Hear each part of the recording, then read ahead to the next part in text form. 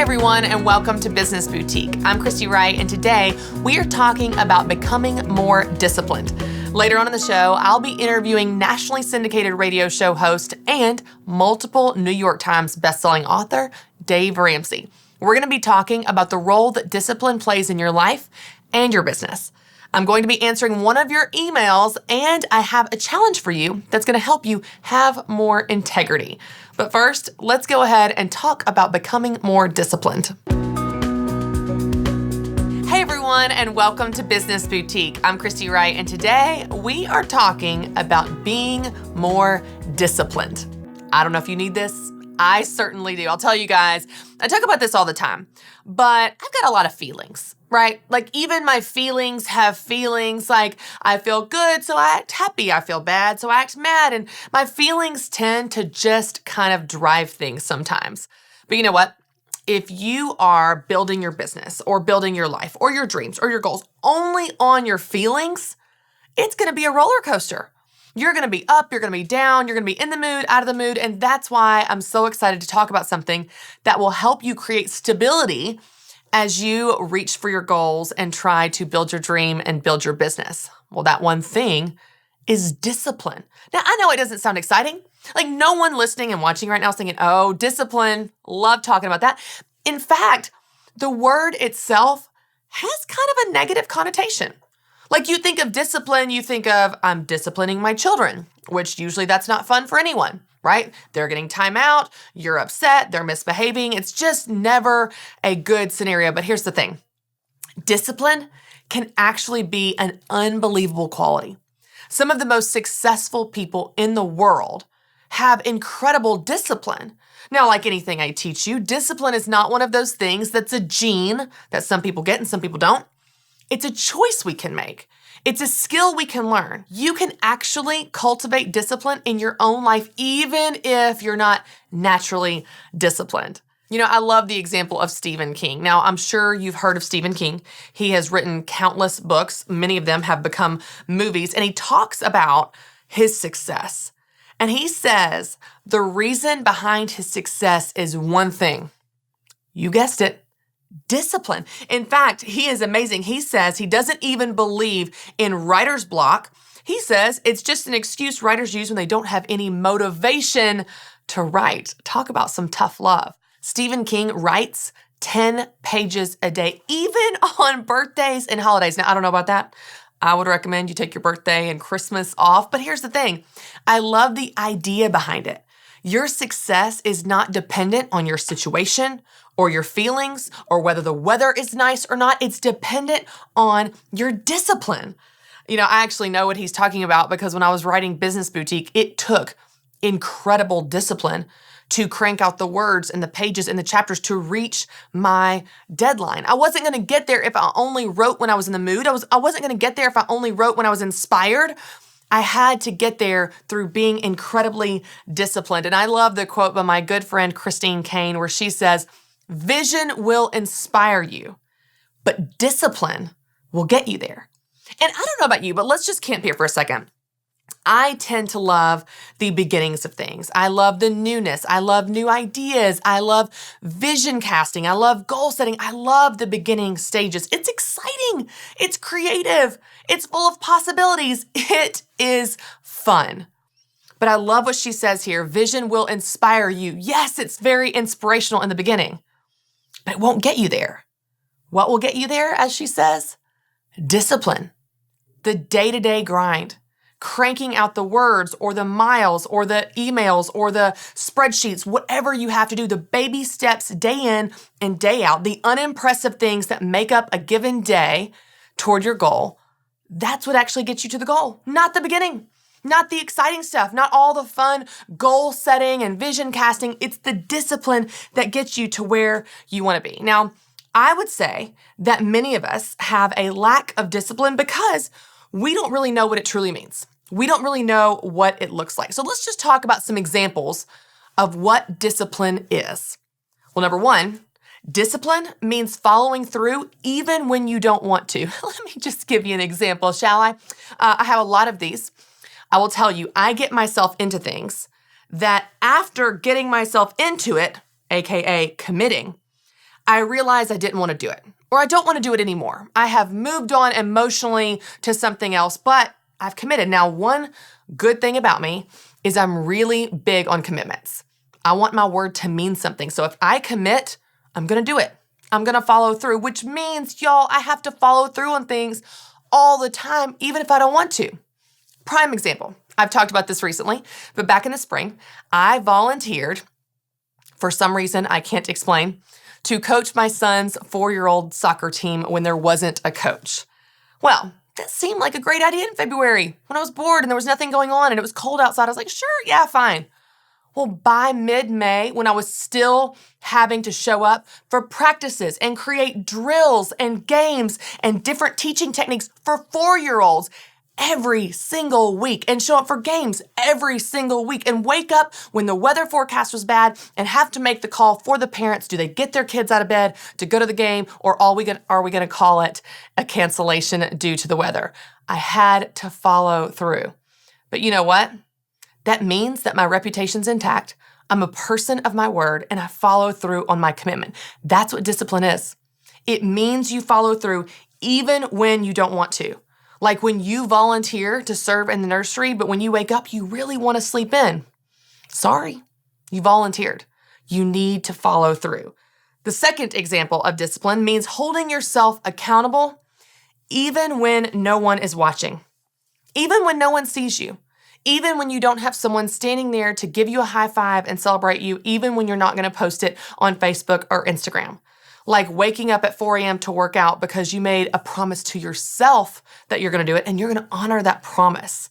You're going to prove yourself right, that you have the discipline to get up and do the hard things that maybe you don't want to do at the beginning, but by the end, you're so glad that you did. So the second example of discipline means doing the right thing, holding yourself accountable even when no one is watching. It even means honoring your word even when your heart's not in it. So let's say you don't really want to go to your second cousin's wedding out of town 6 hours. Your heart's not in it. But you know it's really important to your family and it's important to her and it would mean a lot to everyone and you said you would. Your heart's not in it. I know that. But you gave him your word. So you're going to get in a car and you're going to drive 6 hours and you're going to show up with a smile on your face at that wedding. And you are going to be fully present there because you are going to honor your word. You're going to be a person of integrity. Your reputation will have character and your word will mean something. That's what discipline is. Discipline also means sticking to the plan even when you're not motivated. The example of Stephen King is a perfect example of this. Even when you don't feel like writing, what do? You write. You're going to stick to the plan. Even when you're not feeling inspired, but you've got a chapter due, you're going to sit down at the computer. Even when you're not motivating. Like, let's say, for example, it's the 3rd day in a row that someone has brought Krispy Kreme to the office and you haven't seen any progress in 2 weeks. What's the point of trying so hard to hold out and stick to your goals? It means you're going to stick to the plan. Even though those donuts smell so good and they're hot, it means you're going to stick to the plan. It also means keeping promises to yourself, even when that's really hard to do. Now, so often we think, if I make a promise to another person, that carries more weight than a promise to ourselves. Because of course we can cancel, we can change our minds, we can backpedal, we can choose a different route when it comes to ourselves. But here's the thing. When you continually break promises to yourself, you're actually damaging your own sense of confidence. When you continually tell yourself you're going to do something, you will do something, you should do something, you could do something, you are going to this time, you really are, but then you don't. It's amazing the damage that it does to your own sense of self, your own sense of confidence. As you continually break promises to yourself, you begin to take on an identity of a person that can't follow through. So the next time you make a promise to yourself, you'll think, well, I can't follow through. I'm not that kind of person. Well, I'll probably break the promise again. I'll probably give up again because I always give up. I'm just a quitter. See, you take on this entire identity. And I've said this before, we place labels on ourselves and then we live within them. But you're the one that placed the label. And many times it has come out of a repetitive pattern of breaking promises to yourself. So value yourself enough to keep your promises, even to you. And if you're not sure if you can keep it, then don't make it. If you're not sure you're going to wake up in the morning, don't set this goal and say, I'm going to do it, I'm going to do it, I'm going to do it, and then not do it. It's better to say, you know what? Tomorrow's not the right day to work out. I'm going to sleep in because I'm worn out, my muscles are sore, and I'm just going to take it easy. Great, you woke up and you kept a promise to yourself. You promised yourself you're going to sleep in, and you did. That actually boosts your self-confidence. Isn't that amazing? So keep promises to yourself even when it's really, really hard. Discipline also means rising to the occasion even when you're exhausted. Now, I don't know if you guys have felt this before. I'm sure you have, especially if you're a busy mom. You come home from work and you're wiped, drained. You don't have an ounce of energy left. All you want to do is crawl in bed. I hear you. This is me every single night. But you know who's there waiting on you? A little 2-year-old or a 4-year-old or an 8-year-old that hasn't seen you all day. And they are so excited to see their mom walk through the door. You know what it means? It means rallying. It means rising to the occasion even when you're exhausted. You're going to put a smile on your face. You're going to get on the floor and wrestle with those kids and ask them about their day and read them a book and be so interested in the new rock they found in the backyard. That's what you're going to do because that's the kind of mom that you are. That's what discipline is. It means being the person that you want to be over who you're feeling like being in the moment. Another example of discipline would mean getting up even when you failed multiple times. You've fallen down. You've made mistakes. You have the scars to prove it, but you know what? Discipline means getting up, dusting yourself off, and literally getting back on the horse to try again. It takes discipline. Your feelings certainly aren't there. You don't have any proof because you've already got mistakes to stand on going, oh my gosh, like what if this happens again? But discipline says, I'm going to try again.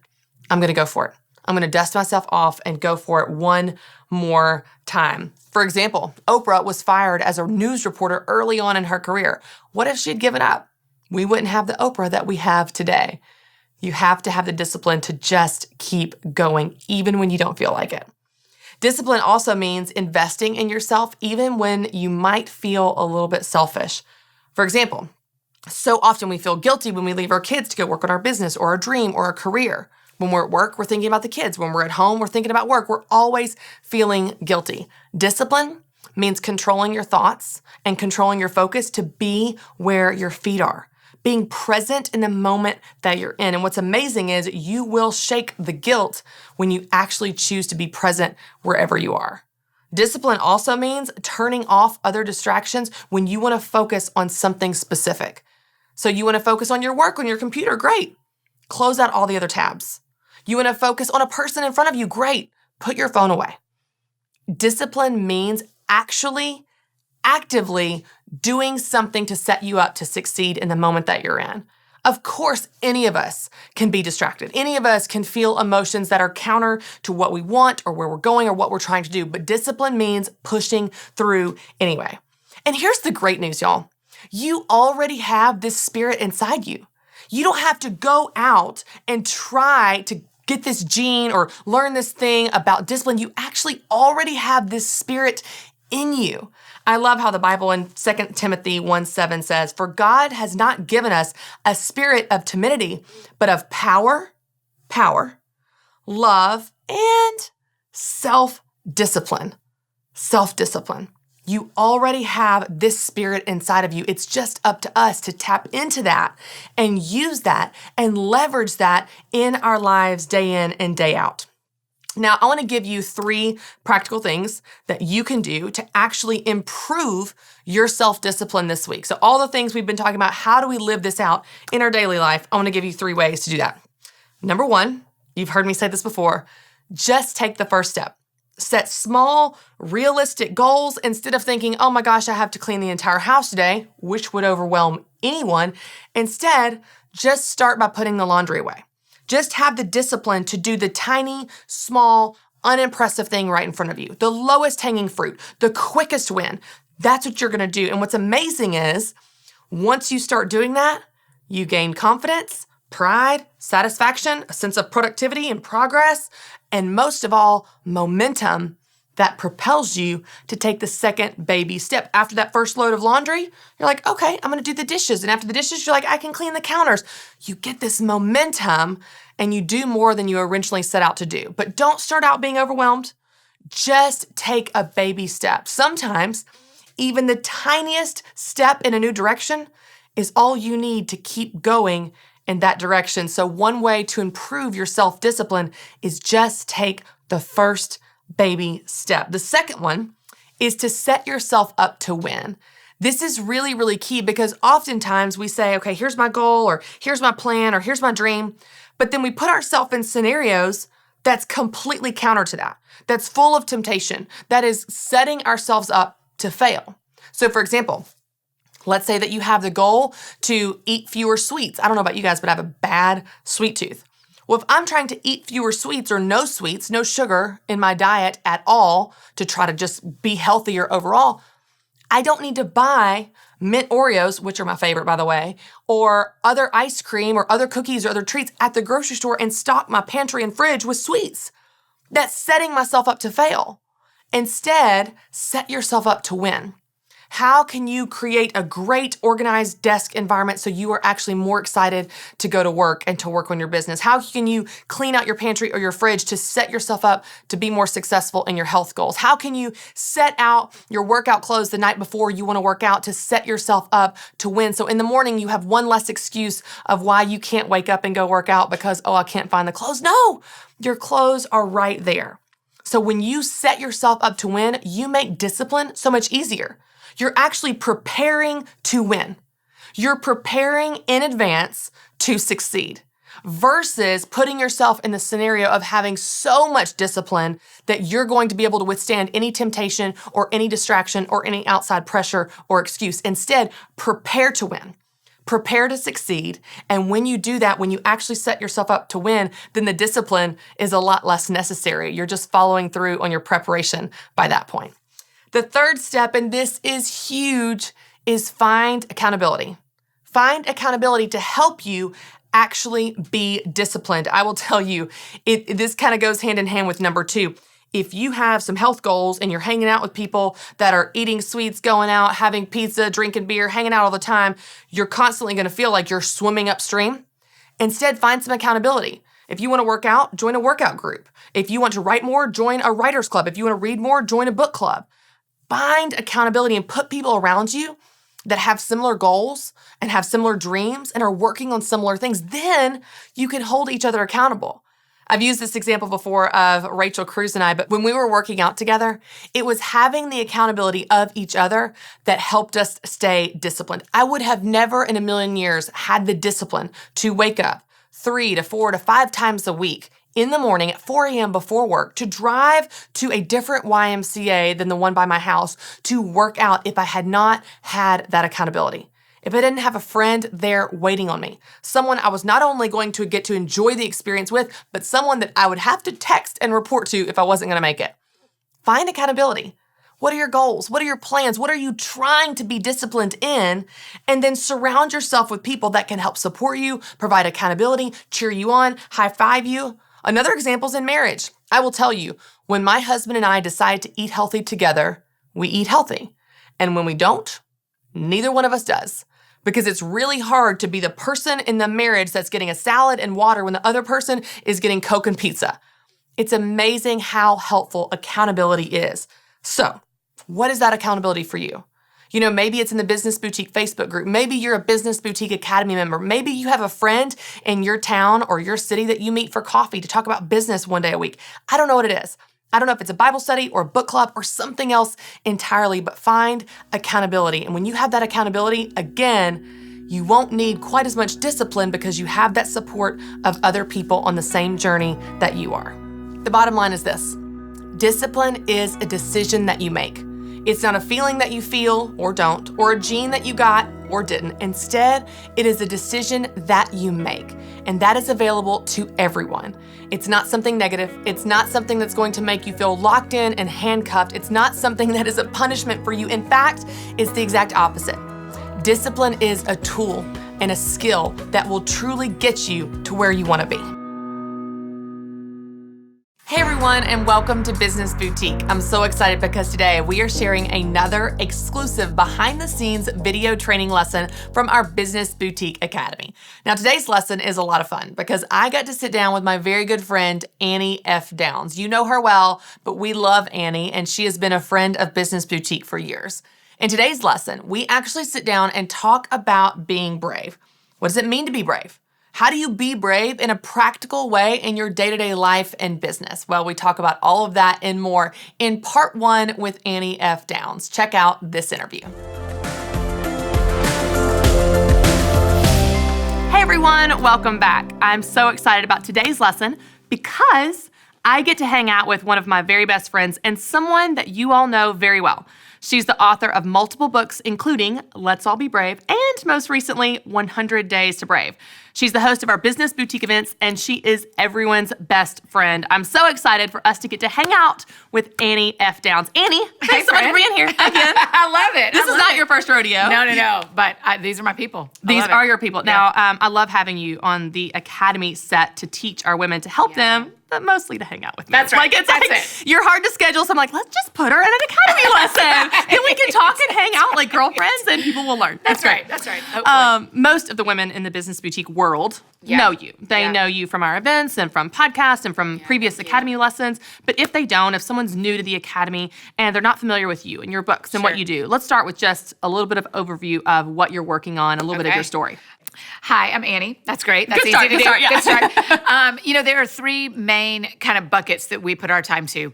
For me, it's writing, it's the books, it's other resources that I work on. It's speaking at events. I do a lot of conferences, hosting the Biz Boo, which I love. It's like one of my very favorite things. We call it Biz Boo. Sorry. We do this. Sorry. Hosting Business Boutique. I mean, it's one of my very favorite things I get to do. I absolutely love it. And then speaking, doing Sunday mornings, kind of whatever comes to me that feels right for us. Yeah. And then my podcast. And those are kind of the 3 big things we put our time and energy to. I have my podcast. I'm on the Relevant podcast. And so those are kind of our, and then Instagram stories because we love them.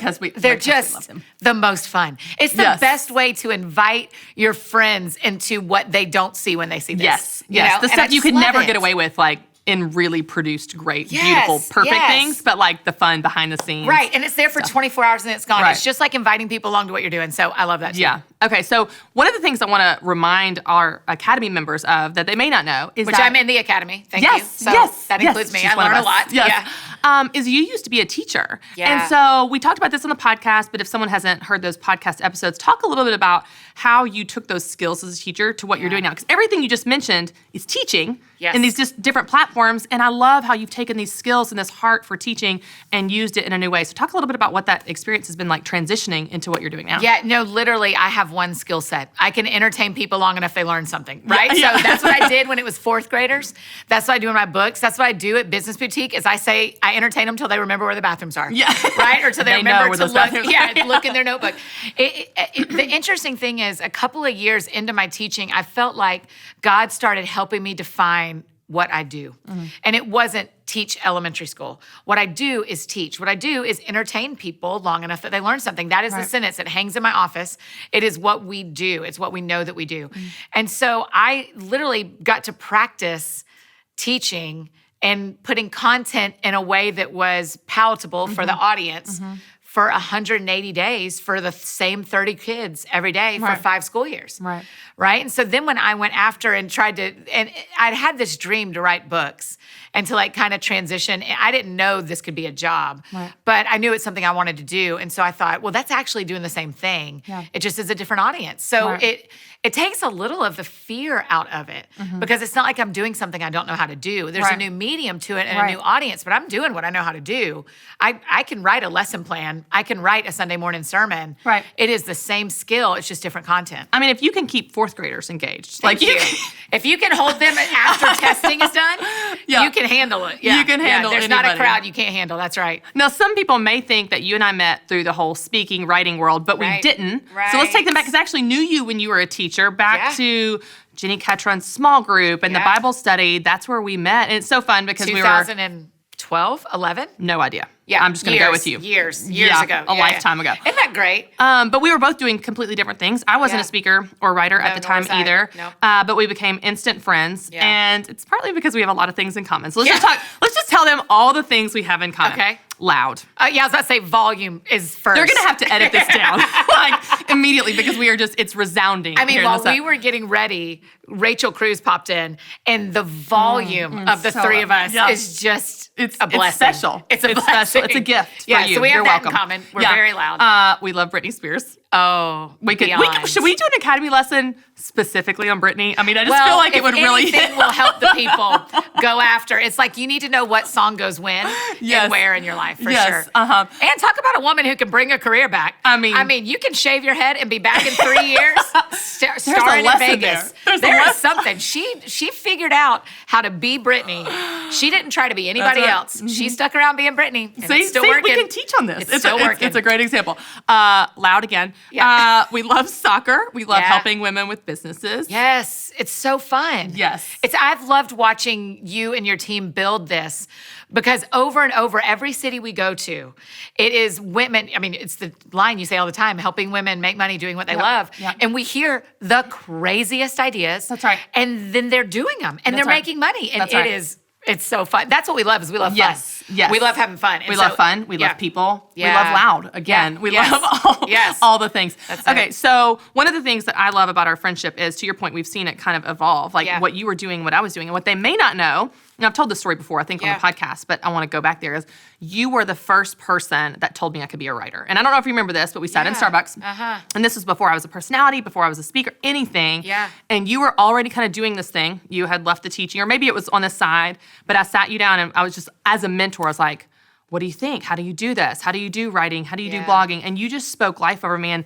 I know our Academy listeners have experienced this from other people or from people like you, people like me, speakers, teachers. But it's incredible the power of words. Yes. When you speak life over people and you say, you can do this. I believe you can do this. And they begin to take action in that direction. And then you look up and something, their whole life is different. Years later, a decade later, whatever it is, a lifetime later, because of choices they made that you can draw back to those early seeds of faith and people speaking life. So from me to you, thank you, because so much of what we're doing today started with those early just words of life you spoke over me as a friend, just as a friend saying, I think that you can do this. Now, you are on your, what book is this for you for 100 Days to Brave? Seventh book. Yeah. Okay, so you're just a pro, a veteran in the space. Yeah. Well, I imagine every book is different. I've only have one book, Business Boutique. So I'm in the beginning stages of being an author. Yeah. But for you, as each book is different, there's a different heart behind it, a different idea behind it, a different why behind us. Talk to us about this one, because this is different than anything you've done. Yep. And so talk to us a little bit about the why behind 100 Days to Brave and how that all started for you. Yeah, and I think that's true probably. I think the reason this is a fun thing for us to talk about is that is probably true for every woman, is every product she creates may fit under the same umbrella, but each of them have a different heartbeat. Sure. I don't have kids, but I guess that's like your kids to some degree of like they look alike or they have the same last name, but they are all very individual, but you know they're in your family. Right. And the same is true for my book. So with 100 Days to Brave, so I had Let's All Be Brave come out in 15, I think, and at 14 or 15. And what happened after that is people kept, the feedback was, yay, we love it, all the nice things, blah, blah, blah. But then the feedback was also, but what do I do now? And I thought, oh yeah, I need to tell you what the next step is. Now, I don't want to boss anybody, but I thought, what if we took 100 ideas of courage and what it would look like, and every day had people just do 4 paragraphs about, just read 4 paragraphs about being brave in your work, being brave in your home life, being brave with how you treat your body, being brave with how you treat your time, your spiritual life, your emotional, mental life. And I just thought, let's just lay all these out and hand them to people and let them and God sort out which one is for them. You know? And it has been the most fun, Christy, because thanks to Instagram stories, people are somewhere every day. And so every day I see people on different pages. That doesn't happen with a traditional book. Because people will read through it and then they set it down. And that's it. But when you're doing 100 days, you see them every day. It is so fun. It's such a gift to be a part of people's journeys. That's why the words thing is fun. It's not hard to speak life over people that you love and you believe in. But you also get to watch. You think? For some people it is. I don't think words are a gift for everyone. Like I think for some people, for people like you and I, it is easy to speak words. And, you know, words of life and encourage people. Some people, it's like, I don't know what to say. I'm not sure how to say it. So I think that that's a specific gift that if you have that gift, it's something you can steward and use to benefit other people or teach people how to use that gift. I would think everybody can do that, but maybe I'm not disagreeing with you. We're not going to fight on your show. My husband cannot. He can't. Okay. No. He just can't. So how No, do he's you... like, I'm like I will create the most elaborate birthday surprise ever. He's like, well, what do we have here? True. love your husband so I love much. him so much. And he is, and we counterbalance, and it's just what I need. I don't need anyone with words. I got enough words for all the people in the world. Yeah. But it's amazing how his gift is in being practical, follow through, steady. He's very thoughtful. He thinks before he speaks. Something I could learn from. I could learn from that. Well, I just wonder but he's not. He doesn't have all the words like I do. If you came home and went, today was terrible, and I think I want to quit, wouldn't he say, don't quit? Yeah, and that would be the end of it. That would be the end of it. Yeah. Don't quit. Yeah. And that, good talk. Good talk. He doesn't back to what we were doing. So he can speak words, to your point, he can speak words of life, but he doesn't have the gift of lots of words, elaborating, adjectives. Like you and I have no shortage of words, and I think there can be a downside of that. But it's also an incredible gift because you can be a content producer, you can be a writer, you can be a teacher, you can do things that people that don't have that skill set or gifting can't do as effortlessly as we can. I just would think, my only thought back on that is everybody has the opportunity to tell someone else what they're good at. Yes. Even if it's even in if your it's don't nature. quit. Yes. In your nature. Yes. Yeah. You don't have to do Totally. 14 paragraphs like you and I can do. And that's, But the gift is you can always tell someone else that they matter. Yes. And that their work matters. Yes. If you send a tweet, if you send one little Instagram message, if you write it on a card and put it in the mail, if you tell them in passing, don't quit. Yes, I got you. Like, so take your style and use that to speak words of life. I got you. Okay, yeah. I think so. There's a friend of mine says, Miles Adcox from Onsite says that we don't want to change people's lives 180 degrees. At Onsite, they want to change it 2 degrees and watch what happens. Over time. And that's what those conversations are to me, is they're 2-degree conversations where you're not saying something that's going to make someone quit their job and walk away and start something brand new and make $1 million. Right. You're going like, what if you did open an Etsy shop? Right. Or what if you did open a bakery like your mom? Right. Or what if you did write a book? Or you can, and you do that 2%. Yes. And then I love that. there's Business Boutique. Yes. Right? It is I don't sail. Shocking. Yeah. I don't sail on boats, but I just don't know how, but a lot of my friends who are nautical say that 2 degrees is a game changer if you're out in the water. Yeah. Because that'll get you home or it won't. Right. And so that's what I want people to do, is do the conversations that are the 2-degree conversations that just tell someone their work matters, what you see them doing matters, and let them decide where that takes them. So for you seeing all this feedback on social media and hearing, it's got to be incredible because, as you know, as a writer, and you're a more experienced, seasoned writer than I am, you sit behind a computer and it's yourself. a blank screen and it's a flashing cursor and you're like, is this even a good idea? And you're typing out these words, all the words, in faith. And then you send it in. And then it gets bound and proofed and edited and all that stuff. But then it goes out into the world and you kind of forget that it's going to go out in the world. And then people send you a tweet and they're like, I did. And you're like, oh, people read that. Right. People read that book. Right. Oh! It's like, well, that's kind of why you wrote it. But it's still this weird disconnect because you're not with them when they read it. Yes. But you're with them in your words. And so tell me a little bit about what you're reading and how cool it is to see how God's watering these seeds you planted. Man, it's so sweet. It's so special to see, even when people say, okay, I finished the 100 days and here's what I'm going to do. And it just makes me teary every time because I just think, man, we are so lucky that our Creator made us creators. I love that. That we get to create things, whether it's a book or a conversation or a cake or whatever, that we get to create things that people have responses to. Now, not all of them are great. Right. And so you are taking the good and the bad, right, and that's part of the deal. By putting my book out there, I've invited people to have opinions about it. That's right. And I recognize that. But a funny thing you said a second ago when you were talking about the process, because I've finished writing the next book and have turned it in and no one's read it yet except my agent and my editor. But it is that thing of like, is this terrible? Right. This could be terrible. Would I even know if it was? How would I know? Right. How would I know? Because I've put all my heart into it. I've done the best work I could do. Right.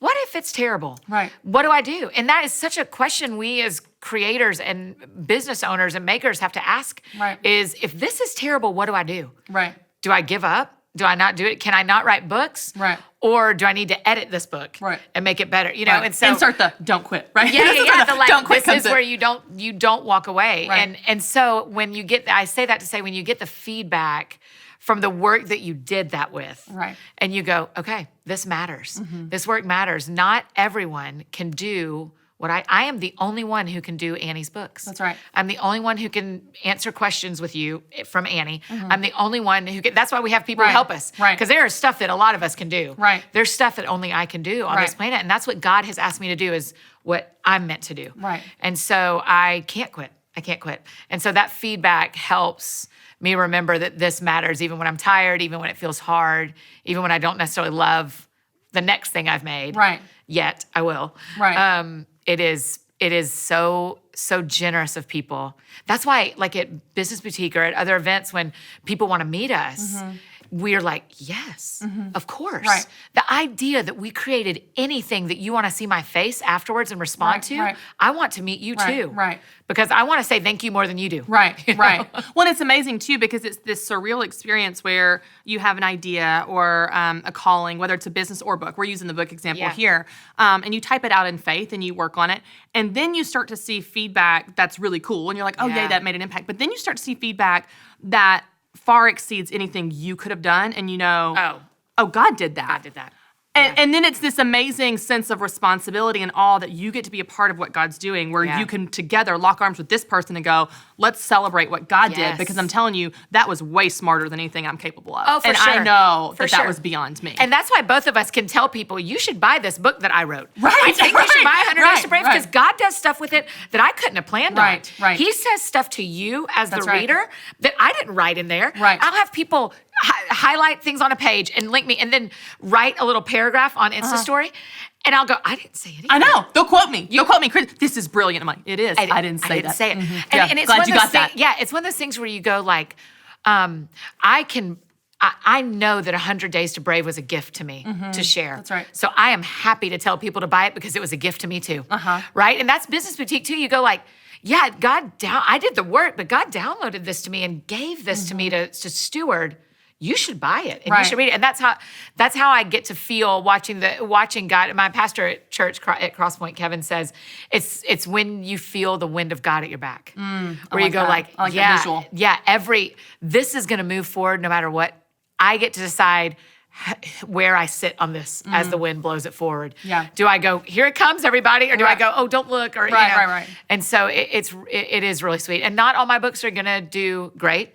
Not all of them are going to connect with everyone. Right. I know that. But I really believe, we talked about this in one of our Business Boutique events, but in the parable of the talents, in the Message version, where normally it says, well done, good and faithful servant, in the Message version, the master says, I want you to be my partner. And I'm like, and you said it, like we get to partner with God, and that's the highest compliment or thing that God could say to me is like, Annie, the work you did partnered us.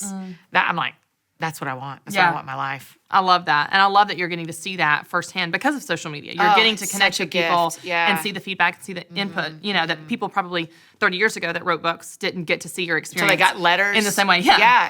Snail mail. Imagine. Yeah. Can you imagine you put a book out and you don't know, all you know is the number that sells after a week. Right. And then you don't get to see and the then impact. You don't see any impact, and except your friends who are nice enough to read Right. it. Like, it was awesome. So yeah, good. it was good. So I know that you do this because we've talked about this before, but we tend to write and speak on things that we struggle with. So people think like when I talk about time management, I must be an expert on time management. Right. Not an expert on time management. I write about what I struggle with. That's right. Or I write about and speak about saying no, like how to say no and set boundaries and just, say no. It's because I struggle with saying no. I say yes to all the things and then end up exhausted. Yep. So let's talk about that. Let's talk about, for this book, 100 Days to Brave, let's talk about some things that scare you. Let's talk about some things, and let's just be like both of us. We can just tell some stories here. Yeah. Not scared of telling you what I'm scared of. In writing this book, like what did that dig up in you of some fears? Yeah, it's really interesting because it does, the recurring theme of my last 5 years of doing the hard thing, doing the brave thing, doing the next hard thing won't go away. And I wish it would. I mean, there's a story in my life right now where the Lord keeps going like, be slow and be brave. And I'm like, I don't do either of those things that well. Right. I can do everything fast and scared. I can't do it slow and brave. And so I see that. So for me with 100 Days to Brave, the first one that comes to my mind is there is like 9 days on how you treat your body. And being brave enough to believe that how you eat and how you exercise really impacts your ability to do ministry and to do what you've been called to do. And there's insecurity in me writing about that. Sure. Because I don't look like a supermodel. And people don't know. It's one of those things where you tell them what they can know and the rest of it they don't get to know. And you can't over-explain yourself and they don't know the work I do and everything. And so that's been hard for me, for people to respond to that. I feel shame that no one has put on me of going like, I can write this, but are you going to think I'm lying? Or are you going to think that because my body doesn't look the way you think my body should look, or the way magazines say my body should look, that I can't be healthy? Right. And you have narratives in your head that are strong. For me. Yeah. So that was a section of the book. Yeah. Okay. It's like, there's like a whole day on eating vegetables and a whole day on like exercising. And so, yeah, that's really hard. I've never said that out loud. That's really hard for me. I feel the tension of writing about who I'm being before I'm her, but while I'm working on it. Right. And it's an everyday thing. So that section, that's hard for me. Right. That I still have to be brave in, and it's really public. Right. Yeah. Right. And you're walking it out with them, with the reader. Yeah. You know what's so funny, Christy, is like in 2000, my first book came out in 2012, and something I said to the Lord, which is like classic, is I said, I'll write about anything except my body and relationships with men. I don't want to talk about being single. I don't want to talk about dating, and I don't want to talk about my body. And by gosh, if I don't always have to talk about those two things, right. Even though, and I still don't love it, but it's still like, people connect with what's true in your heart. That's right. And that's why when you do your fear talk at Business Boutique, it changes people because you really connect with the content you're sharing. You know, all yours are that way, but that one comes to my mind as far as like an emotion thing that people connect with. And well, I would imagine that there are thousands of women that are reading your book that feel the way you feel. And if you don't talk about it, you're leaving them lonely. That's it. Right? That's right. Like if you say, I'm scared, that's off limits, that's out of bounds because I'm not comfortable, I can't go there, then all the people reading are left feeling, oh, it is just me. Yes. I am the only one that feels this. That's right. They didn't go That's there. right. She didn't go there. So I guess I am the only one that feels like this about my body. Yes. You know, or singleness or whatever the thing is. Yeah. And so one of the gifts and challenges of our particular career path is you have to say the true thing. You can say the untrue thing or the half truth, or you can mute it down as much as you want to. Your impact will have the same degree of muting. Yeah. You know, like if you mute your truth, your impact gets muted too. And so that is up to you. Right. This is so funny. I would tell you this in real life too. This is real life, but I'm waiting on a phone call from someone who we had a bad interaction, and a mutual friend told her to apologize. And the right thing for me to do is wait. It is the right thing to do. But what the narrative I keep hearing is, you should fix this, you should do something. And the authorities, the people are like, no, she's working through it. This is going to be good, whatever. She has a choice. She may never call. That's right. And that is about her. It's not about me. Right. The same is true when I write about singleness or my body or any of the things that are hard for me to talk about publicly. It's I gain or I lose. Right. God will do the work in the people. That's right.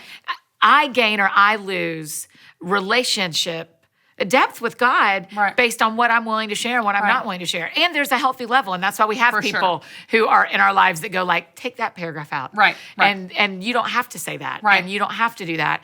And so I can offer as much as I feel called to offer. And then there are people who are standing at the gate that go, no. Right. Bring that back 3 steps. Right. Because you're a human. Right. You don't have to fillet everything. Right.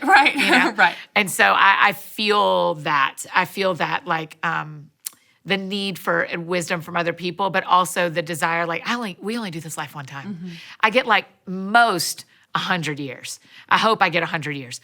If I get 100 years, I'm a third of the way through making an impact on this planet. And then after 100 years, it's never hard again. Right. Right? And then, and so for 100 years, I get to do the very best I can do to show people who God really is and that Jesus really is the way, the truth, and the life. And if it leaves me with some scars, it leaves me with some scars. But it left him with some too. That is so cheesy. But it's good, really though. It's true. real. I mean, it's so cheesy, though. That is so, I mean, every comedian should mock that I said There that. are pastors that are stealing that right now. Yeah. But it's true, right? Like, apparently, when you really love people, it scars you. Yeah. And so do we really love our readers enough to take some hits for them? I think I do. Yeah. Annie, I would imagine that the underlying lie in there, though, that you are not qualified, you are not credible. You are not whatever to talk about that thing. Yeah. Many of these women have experienced in a different way. The Yeah. lie may have a nuance that's different, Sure. but you're not qualified to teach business. You're not the lie is the same, right? Yep. You're Yep. not enough. You're not You're good not enough or enough. you're too much. Yeah. He's Either always way, gonna feed you one it's of them. not you. Yeah. You know, You're someone the needs to wrong do this person. job, and you're not the right. person. That's right. And what's amazing is the enemy can take external factors, however you feel about your body, however many vegetables you've eaten that day, and use that to just heap shame on you and say, see, I told you, you're not enough. And in the meantime, not only is that a lie that's holding you back, to your point, but then everybody's missing out on hearing what you have to say about that thing. And I would imagine so many women listening and watching right now have a similar lie. It may not be about that thing, and it may not be in a book, but there's something where God's saying, go do this thing, go do this scary thing, go be brave and go be honest. And they're like, oh, that's off limits. I can't go there. Yeah. But that's the very thing that he wants to use. Literally, it's the very thing. Right. It is the very thing. I say all the time right now to people, the person you want to be and the thing you want is literally on the other side of where you want to give up. It is right there. Right. It is right there. And so if you will just push past that lie, you don't even have to quit believing it, honestly. Right. If you will just keep going. Right. Do it anyway. Eventually, do it anyway. Just keep going and you will step into the thing. Right. And a lot of times the thing is knowing God more. Yeah. And there's something, whether it's in relationship or in your work or even in your emotional and mental health. Right. If you will do the thing that you're scared to do, there is something for you there. There's a gift on the other side. That's so good. Well, and it's amazing too, because I feel like that everyone has these fears, and whatever lies the enemy is using to keep them stuck there, if you can even, to your point, even if you still see the lies there, the lie has not disappeared. It's like, okay, it's there. I just hear that voice in my head, but I'm just going to keep taking one step after another in the direction, even while that lie is there. But what's amazing is, and you've experienced this and I've experienced this, when you get to the other side, when you do the thing, when you push past the fear, when you put it out there and you see, it's like that lie has no grounds. Power. Right. No power at all, because you did it, and you did it anyway. You didn't wait for the lie to be gone to go do it. You did it while the lie is yelling at you. Yes. And then you're there and going, oh, but I have proof. Look what God did. Look what God did with this thing. That's exactly right. I did this podcast interview on a show called Fun Therapy, and it was all about singleness, which was brutal. It's a guy named Mike Foster who's amazing. Mike. But he's awesome. he starts with, what is the thing you don't want to talk about? And I was like, Mike. And then it's a whole episode about that. And at one point I said to him, when this comes, I said, I'm editing what I say, because when this comes out, I realize, and I believed this so hard at the time, I said, I realize what's going to happen is I've let everyone think I'm strong, and now they're going to know. And they're going to know that I'm weak, and I've done so good of faking it. And he does this, in the podcast, he does a little sentence after that wasn't when we were together, but he said to me personally, actually, you even doing that, walking through that, does not make you look weak. He kind of spoke, he was like, people need to hear you say, I am not strong. Right. I am weak and I am not good at everything. Right. Most things. Right. People need to know that truth about everyone. Right. Everyone needs to know that everyone else feels as inadequate as they do. Right. And because then you go, oh, she feels inadequate, but she did that? Right. I can too. Right. Well, it's amazing. Because I think whatever lie Satan tells us depends on whatever weakness we have, right? Oh, so for sure. that's your thing. And whatever your gift is. Right. Whatever your strength is. Yes. So, I start my fear talk. You mentioned the fear talk. I start that with the example from Fox Business. Oh my gosh. I love that video so much. If y'all haven't heard that story, you're just going to have to come to the event. Please just come to the event for that. Come to see that clip. It was so special. Good. It's so good. So we laugh, and our team edited it, so it's hilarious. And I tell the story of being at Fox Business and feeling completely out of my league. Not feeling, just was completely out of my league. There's stocks ticking at the bottom, and there's graphs that I don't even. They are going so fast. It's in Chinese. I could not tell you right now what any of this means. Anyway. For me, the big lie that is just with me all the time, and there's always a truth to it that's Satan can take the truth and twist it and just torment you with it, is it's similar to the imposter syndrome of you're going to be found out, but it's people are going to find out that you're not really smart. And so being in that situation at Fox Business where I didn't know about that stuff. Even 2% of what those people knew. It was exposing, this horrible fear of being exposed on national television, on stage, anywhere, at any time. You're not as smart as people think you are. But I think what keeps me grounded is just, and this is specific to my big fear, the big lie I'm wrestling with, is I'm not. I'm not going to try to be, don't want to know that stuff, by the way. Not even remotely interested. But here's where I am, and it's what's the quote? It's like if you judge a fish by his ability to climb a tree, you'll say he's a failure. Right, it's like I'm a right. fish, just let me swim. Yeah, let me swim. Don't need to be on. Yeah, like, but staying rooted in like, okay, here's what I do know, and here's where I am smart, and what I can offer, and how I can add value, and not feeling like because I don't have an MBA and I can't hold my own on Fox Business with these stocks that don't know what any of these deregulatory environments even means, then I can still help people. And it doesn't mean that I'm a failure, but Satan there's that lie that's always, you're not enough. They're going to find out. They're not smart. They're going to find out they've been led astray by someone that just doesn't know anything. And it's amazing how, regardless of how confident or fun or shake it off I am on stage, or how confident and fun you are on your podcast, all of us are carrying this load. Yep. All of us are under attack. If you're doing anything worthwhile, you're going to be under attack. You're going to have a target on your back. Yep. It's not going to be this smooth ride to success. And from the outside, from Instagram, from listening to your podcast or watching me on stage or you on stage, it would be easy to think, oh, they have it so easy. It's not easy for me, so I shouldn't do the thing. That's right. But it's amazing. We carry that baggage and we just do it anyway. You write about the thing. Anyway. You put yourself in those environments, whatever you have to do to step into the fear. Yeah. What are some of those? So you talked about specifically in 100 Days to Brave, but are there any other like lies that you have to battle? Like lies that you hear that you have to, you're not as good as her, or you don't look, your books aren't as whatever as this. Sure. Like, what are some of those lies that you're having to fight? Because I know for Academy members, especially aspiring writers, women that are dealing with fear at any type of business, to hear from someone like you that has 7 books, you've just turned in your 8th, you speak on stages all over the country, all over the world, and you have this successful career, to hear that you hear lies and you still do it, like that gives them hope that I can hear the lie and still do it. Yeah. So for me, it is that juxtaposition of you're not enough and you're too much. Right. I can hear both of those pretty at any point. But our mutual friend Christine Kane said, their invitation is your permission. And I hear that a lot in my head when I'm walking on stages that I feel like I'm not smart enough for, or I'm too much for, if they are expecting someone serious and then they're going to realize they got an Annie. Right. Or if they are opening a book and they think, and I think they're going to think there's supposed to be more in there, or I made too many jokes in there. I hear Christine go all the time, their invitation's your permission to be you. Right. So I hear that a lot.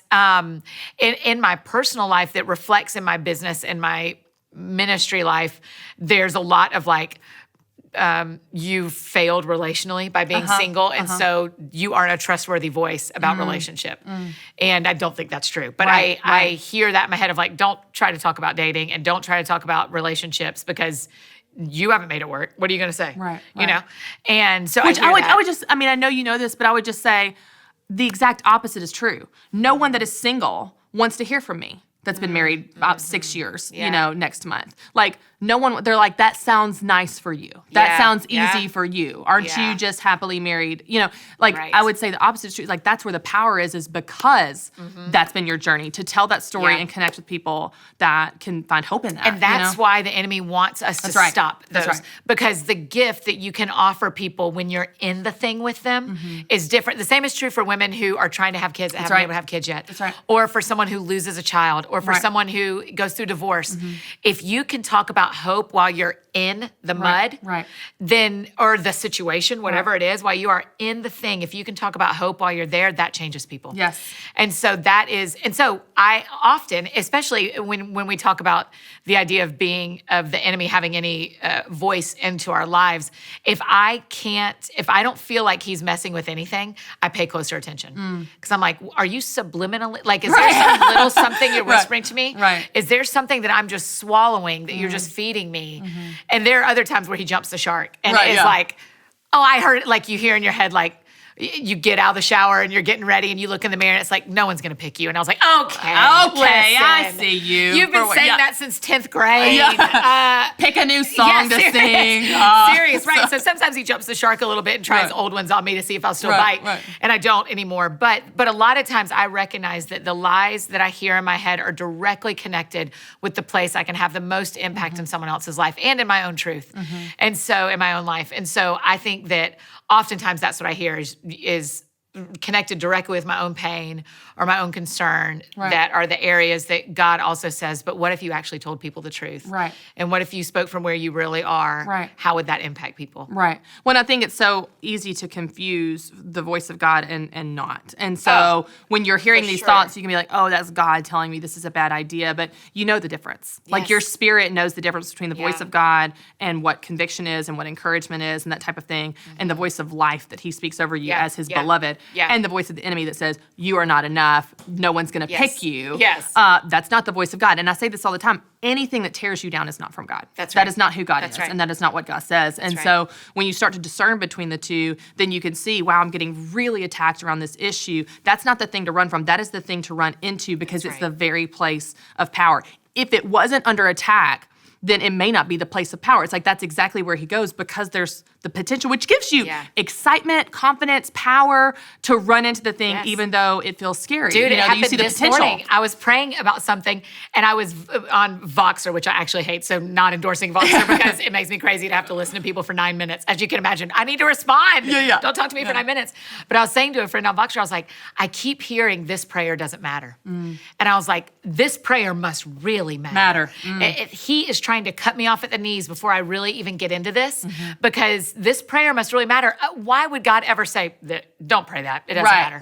Right. God would never say that. He's not going to talk like that. And so I knew, I need to push into this. Right. Because if he wants to stop me from praying this, my influence in this prayer and what this prayer is going to do must really matter. That's right. So I'm doubling down. That's right. I love it. Yeah. I love it. And the more you can discern that, the more you can lean into those things with confidence. I did a devotional for our company here. You know, we have, you've done it, Wednesday morning devotional. And the thing that God put on my heart was 4 words. Did God really say? It's what the enemy said to Eve. That's right. Did God really say? And so if you are having the voice in your head, did God really say? That's not God. Yeah. God's not going, did God really say? Like, God doesn't talk about himself that way. If the voice is saying, did God really say, open this bakery? Did God really say, write that book? If the dream is being questioned by, did God really say, you can guarantee it's not God saying it. And that's why you need people, right? Because I could say to my friend Jen on Voxer, I think I'm hearing this. Right. What do you think? And there are times in friendships with you, with Rachel, with my pastor, where I'll go like, this may sound crazy, right? But I'm going to say it out loud. And sometimes y'all go, yeah, that's crazy. Right. And that feels a little bit off, but we'll stay with you and see what happens. Right. And other times people, like this morning, my friend Jen was like, go after that. For sure, go after that. There's no question that that's the right thing to go after today. I love it. Okay, so let's make this really practical for our ladies as we wrap up this session. What are some practical things you can do to combat your fear, to discern the voice of God, to run into the thing that scares you? Like, what are some practical tips that you use? I'll start with one of mine. Anytime I get criticism on Facebook, or anytime I have a lie in my head that's no one's going to pick you, that type of thing, I just ask that question. The question I ask, like, I counter with, is this what God says about you? And if it doesn't hold up against that filter, then it's like, oh, okay, I have a little bit more clarity. But what are some things that you do to, like, do it scared, be brave, all that kind of stuff? Well, I think for me and with our faith, one of my big things is being in the Word, because that's how you learn His voice. Yes. Right? Like, I know what He sounds like because I read what He sounds like every day. Right. That's good. And so then I'm able to go like, this sounds off compared to the guy in 1 Kings. Right. This sounds off compared to Jesus and John, you know? And so that for me is a big one. And then also it is inviting people in. That is such a home run for me in my spiritual life and my personal life, is not doing this alone. I can do it scared if I'm not doing it alone. And so even just having one person, even if you just, again, why Business Boutique is beautiful is because people meet people who hear their dreams, and then we can go, okay, I'm not alone. Right. She knows what I'm trying to do. She knows I'm a dreamer who I'm going after this thing now. I want to be a starter, and I'm going to do it, you know? So it is way easier to do something scared if you're not having to do it alone. I love it. All right, guys, you know I love helping you put this into practice. So here's what I want you to do. Your action step for this lesson is to share your fear or a lie you've been believing on social media, and use the hashtag 100 days to brave. Use the number 100 days to brave. And then Annie and I will jump in there and encourage you and speak life and truth into your life. And if you search that hashtag, you can actually encourage other people as well. So use the hashtag and share a lie or fear, and we can all be brave together.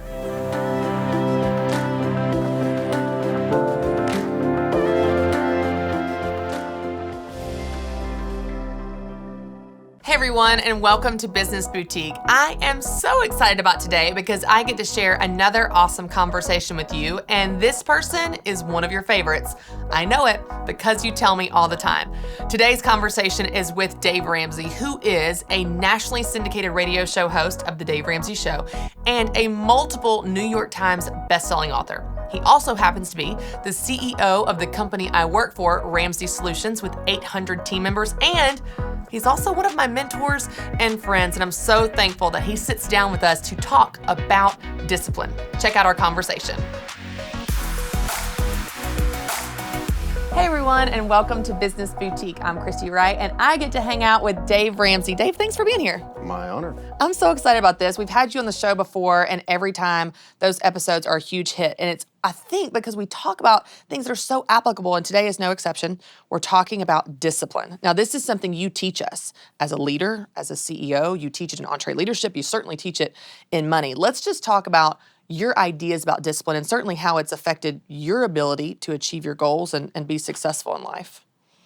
Well, I think it's paramount to always, when we start talking about discipline, is if you think the idea of saying, I'm going to be disciplined is fun, you're weird. Right. Let's just start there, right? It's not fun. Weird, But if you say, well, I'm paying a price to get to my why. Okay. You got to have a big enough why. You talk about that all the time. Yeah. I got to have where I'm going, and where I'm going has to be worth it. In the case of us working with people on money, we're trying to get out of debt. So we're going to be disciplined with our spending. Right. But so that we can get out of debt. Why? Right. So that we can retire with dignity. Why? So that we can be outrageously generous. I mean, what is it you're trying to get to that's bigger than the momentary pain? Right, that's worth it. Because otherwise, avoiding, creating momentary pain just for the pain's sake is psychotic. Right, no one would do that. You don't do that. There has to be a reason to do it. Yeah. And then, all of a sudden, everyone has the ability to have discipline. Yeah. Okay, so one of the things that I think is really interesting, I'm curious your thoughts on this. We know people are wired differently. We're big on the DISC here. There's the Myers-Briggs, Enneagram. There's all these different personality styles. Do you think certain personality styles are just more disciplined, where it's just easier for them to follow a routine, follow a plan, and some are just less disciplined? They're more, you think it's just a choice? No, I think it might be how you discipline. Okay. Or what the practice looks like might vary. Okay. But it really doesn't matter where you fall on the Enneagram. If your child was ill and you needed $10,000 to buy the vaccine to save their life, you got a big why. That's right. You'd be And disciplined. all of a sudden, it doesn't matter where you are. Yeah. You're going to work extra, Yeah. you're going to spend less, Yeah. and you're going to get $10,000. Yeah. Because your why just got huge. Yeah. Yeah. And so all of a sudden, all of my, I'm a free spirit, or, Right. I'm a people person, I don't do Right. discipline, I'm impulsive, I don't do this. All of a sudden you would. Yeah. If it mattered enough. Right. If it mattered enough. Now, the way you might do that, if you're a high I, like Rachel, you might get around, you might be a little helter-skelter in how you went at it. Right. Might be real people-oriented, might be more drama. Yeah. And if you're a high C, a detail person, you might develop a hardcore strategy that was every line had a plan. But either way, you suddenly would become disciplined when your why was big enough. One of the things that Christine Kane says that I absolutely love, she says, vision will inspire you, but discipline will get you there. And I think for me, one of the things that, as a creative, Dave, like I get excited about the vision. I get fired up about the vision.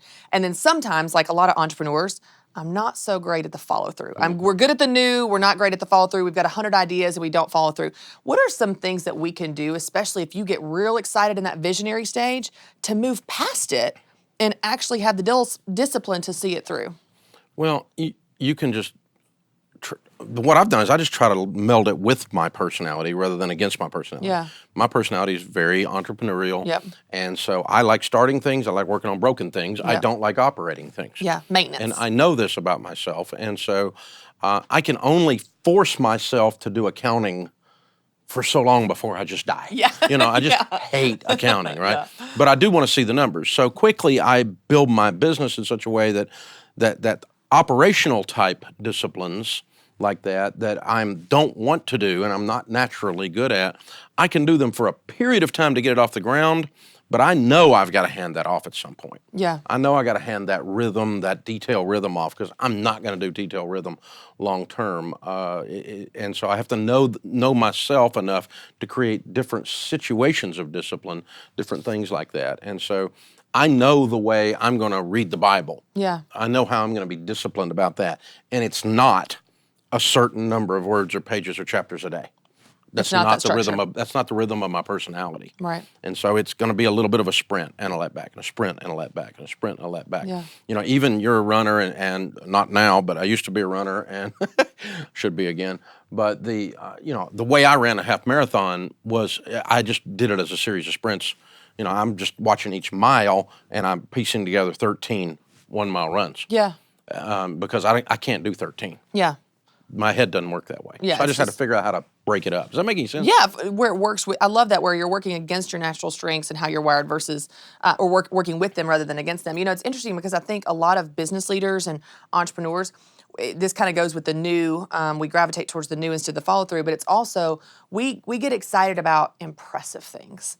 Big things. Slow and steady is not impressive, right? The tortoise and the hare, you use this example, and it's such a good reminder of how slow and steady wins the race, certainly when you're paying off debt. When you're building a business, it's a marathon, not a sprint. But so often we just want to do the big flashy things. We don't want to do the day-to-day grind that's totally unimpressive, that no one sees, that no one's excited about, that leads to the marathon, the business being debt-free. So how do we stay excited? How do we stay motivated? I mean, you help people with debt specifically all the time. This is a long road. How do you stay disciplined when it's not so impressive or exciting all the time?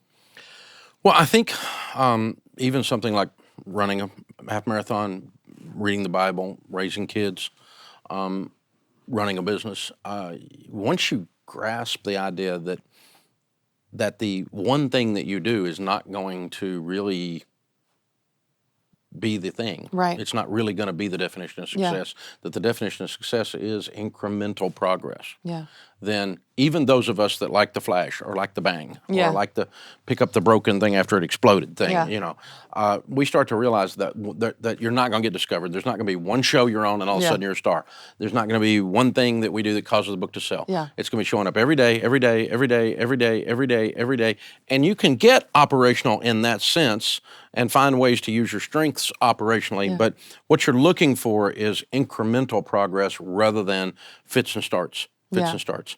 And if you can get in that incremental stage, and it almost sounds opposite of what we were saying a while ago about being operational, but I'm incremental, and then the detail operational things I can hand off, but I have to be okay with incremental progress because honestly, I mean, showing up for your kids' school play one time, that does not make a parent. Right. It's probably more important to sit with them when they scratch their knee 47 times. Right. Than the one time you showed up to the play. Yeah. As a matter of fact, if you do the 47 times and you miss the play, it's probably okay. It's probably okay. Yeah, I love that example. You've shared the story before about when you were booked to go on Oprah. Will you share that about when, like, just the idea of like, I've made it. This is the thing, and then you realized it was not the thing.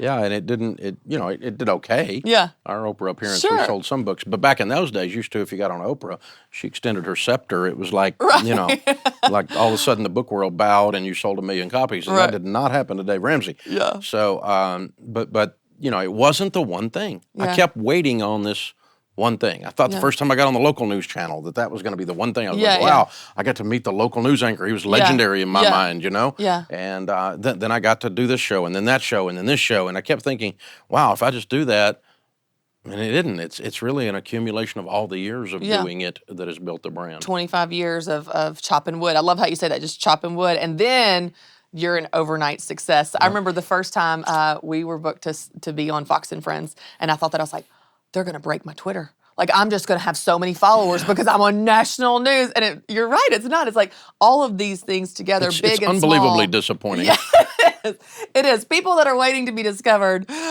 just show up day in and day out. That will pay off more in the long run.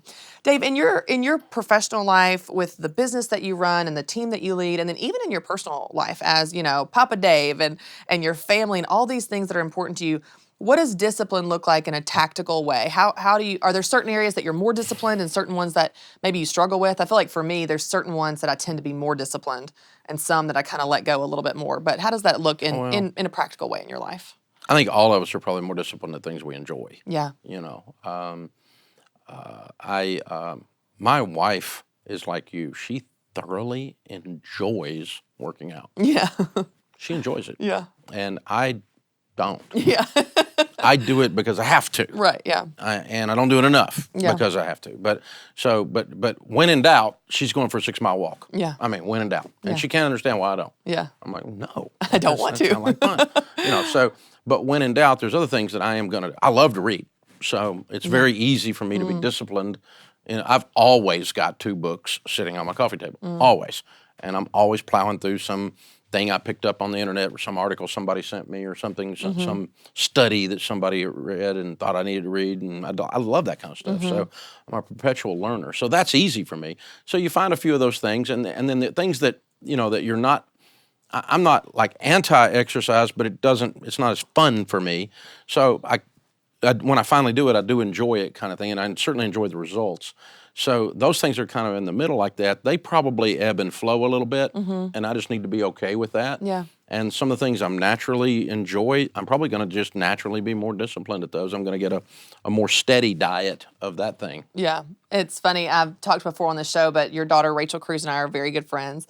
And she came in one day. I don't even know if you know this story, but she came in one day to the office. This was a couple years ago. And she goes, Christy, I've got a new idea. And I was like, okay. She's like, I saw a plan where you run every day for 20 minutes for 100 days. And I was like, okay.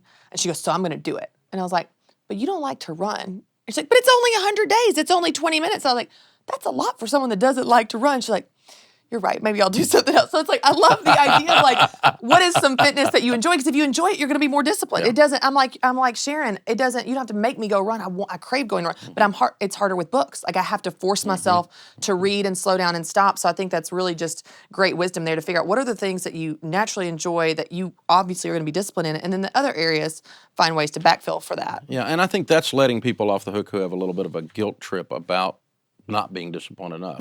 Now, I will say, when I was very young, I had almost no discipline on anything, like in my 20s. And so, but as I started my spiritual walk at that point, I started craving the Bible. And then I had always liked to read. And so then what happened was I started studying successful people. Yeah. And I found out they had a pretty steady rhythm of their spiritual walk and their academic growth, their reading.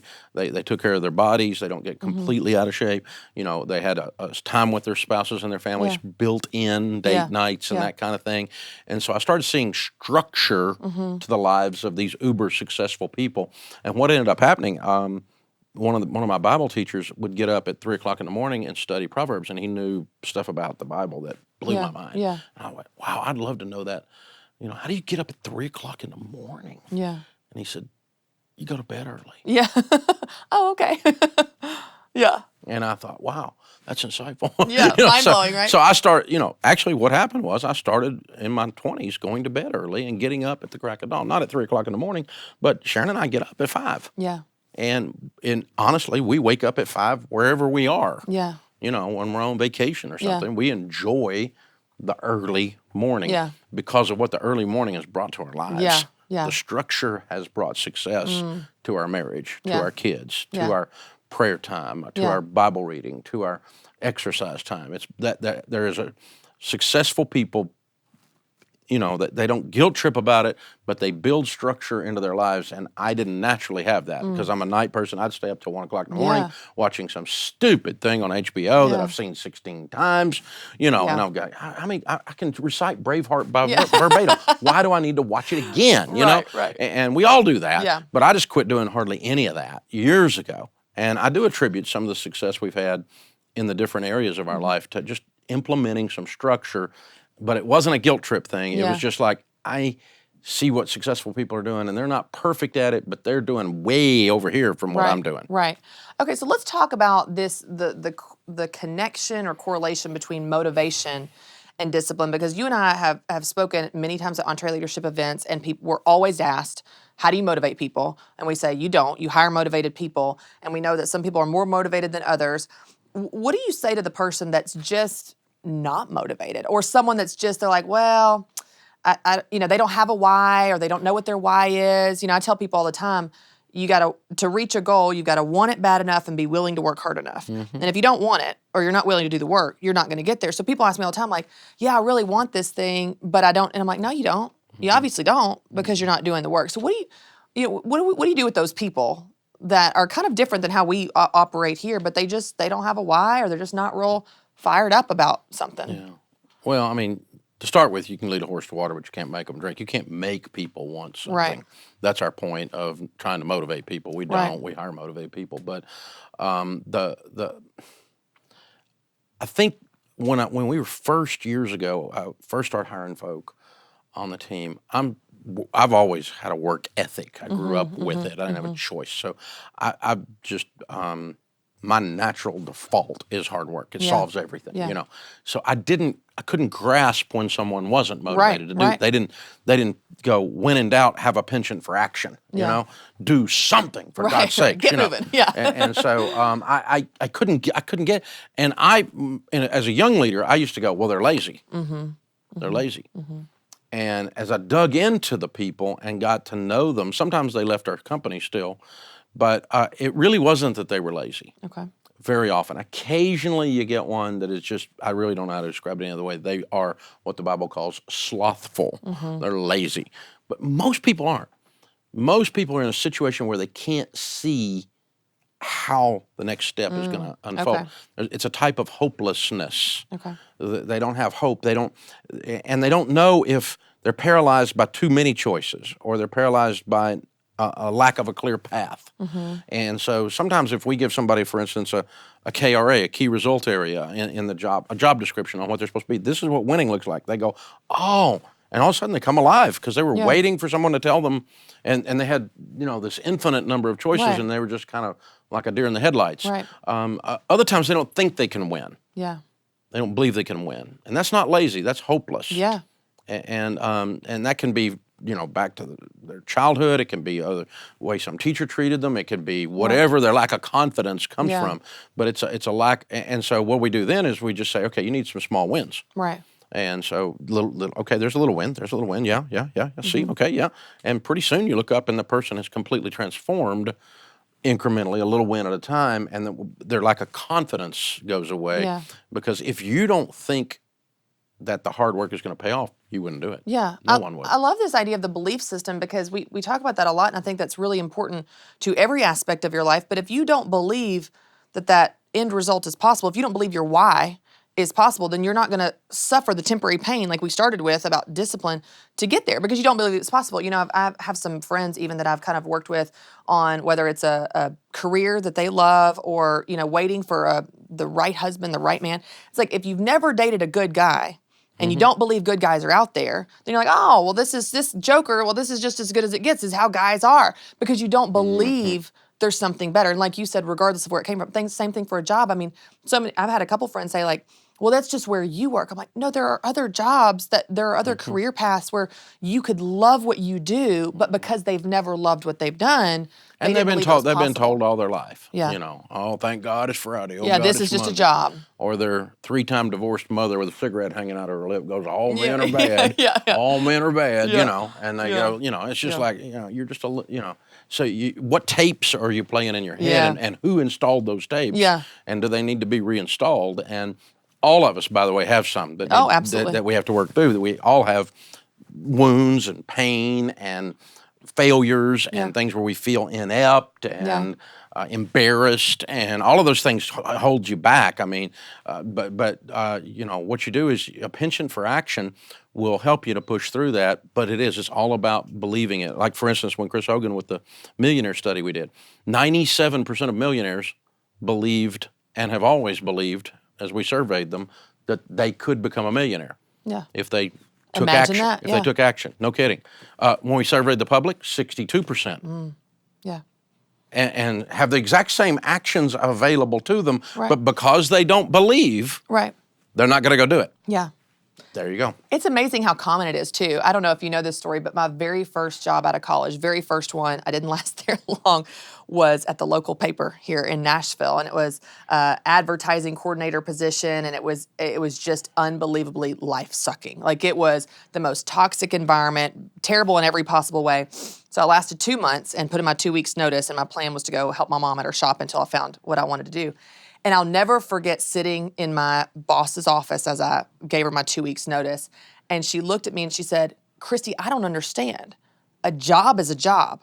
Now, she had worked there for 40 years, unhappy, disgruntled. The whole culture was She's in just charge of the toxicity. Yes, absolutely. Queen She's of toxic. leading it. Queen of the toxic land. And I was 23 years old, and I didn't have language to put to it then like I do now. Mm-hmm. But I remember thinking, that's not going to be me. I don't know what it's going to be, but it's not going to be that. You behind that desk after 40 years of saying a job is a job. And it's But here's the amazing thing. how common it is. You grew up with a mom who said, no, That's right. I'm going to start something. I'm right. going to run my own deal. That's right. So you know, you're looking at this woman like she's a zoo animal when she does that. She's like, right. You're a strange breed, chick. Yeah. You know, I mean, it's Yeah. like, and same thing with me. I mean, Dad always told us we could do anything we wanted to do, and we were dumb enough we believed it. Yeah, you know? yeah. And then you went and did it. Yeah. Dave, as we wrap up, I would love it if you would teach us a little bit about, even because you're so good at this with Scripture, the Bible talks a lot about discipline. Let's talk about what, because this is a something that God wants us to know and understand. It's not our idea. It's not your idea, my idea. This is something that produces fruit in your life, even beyond the tactical business and debt things we're talking about today. Let's talk a little bit about what the Bible has to say about discipline and how you've seen that play out in your own life. You know, so many of the examples that are in Proverbs or that Christ used, you know, when you're reading your red letters, are agrarian. As you sow, so shall you reap. And now, all you got to do is just think about that for a minute and go, okay, a farmer does the most bizarre thing, if you really think about it. It's not bizarre because we know the result and we all grasp it pretty quickly. But who was the first one that did this? You know, you kind of wonder, right?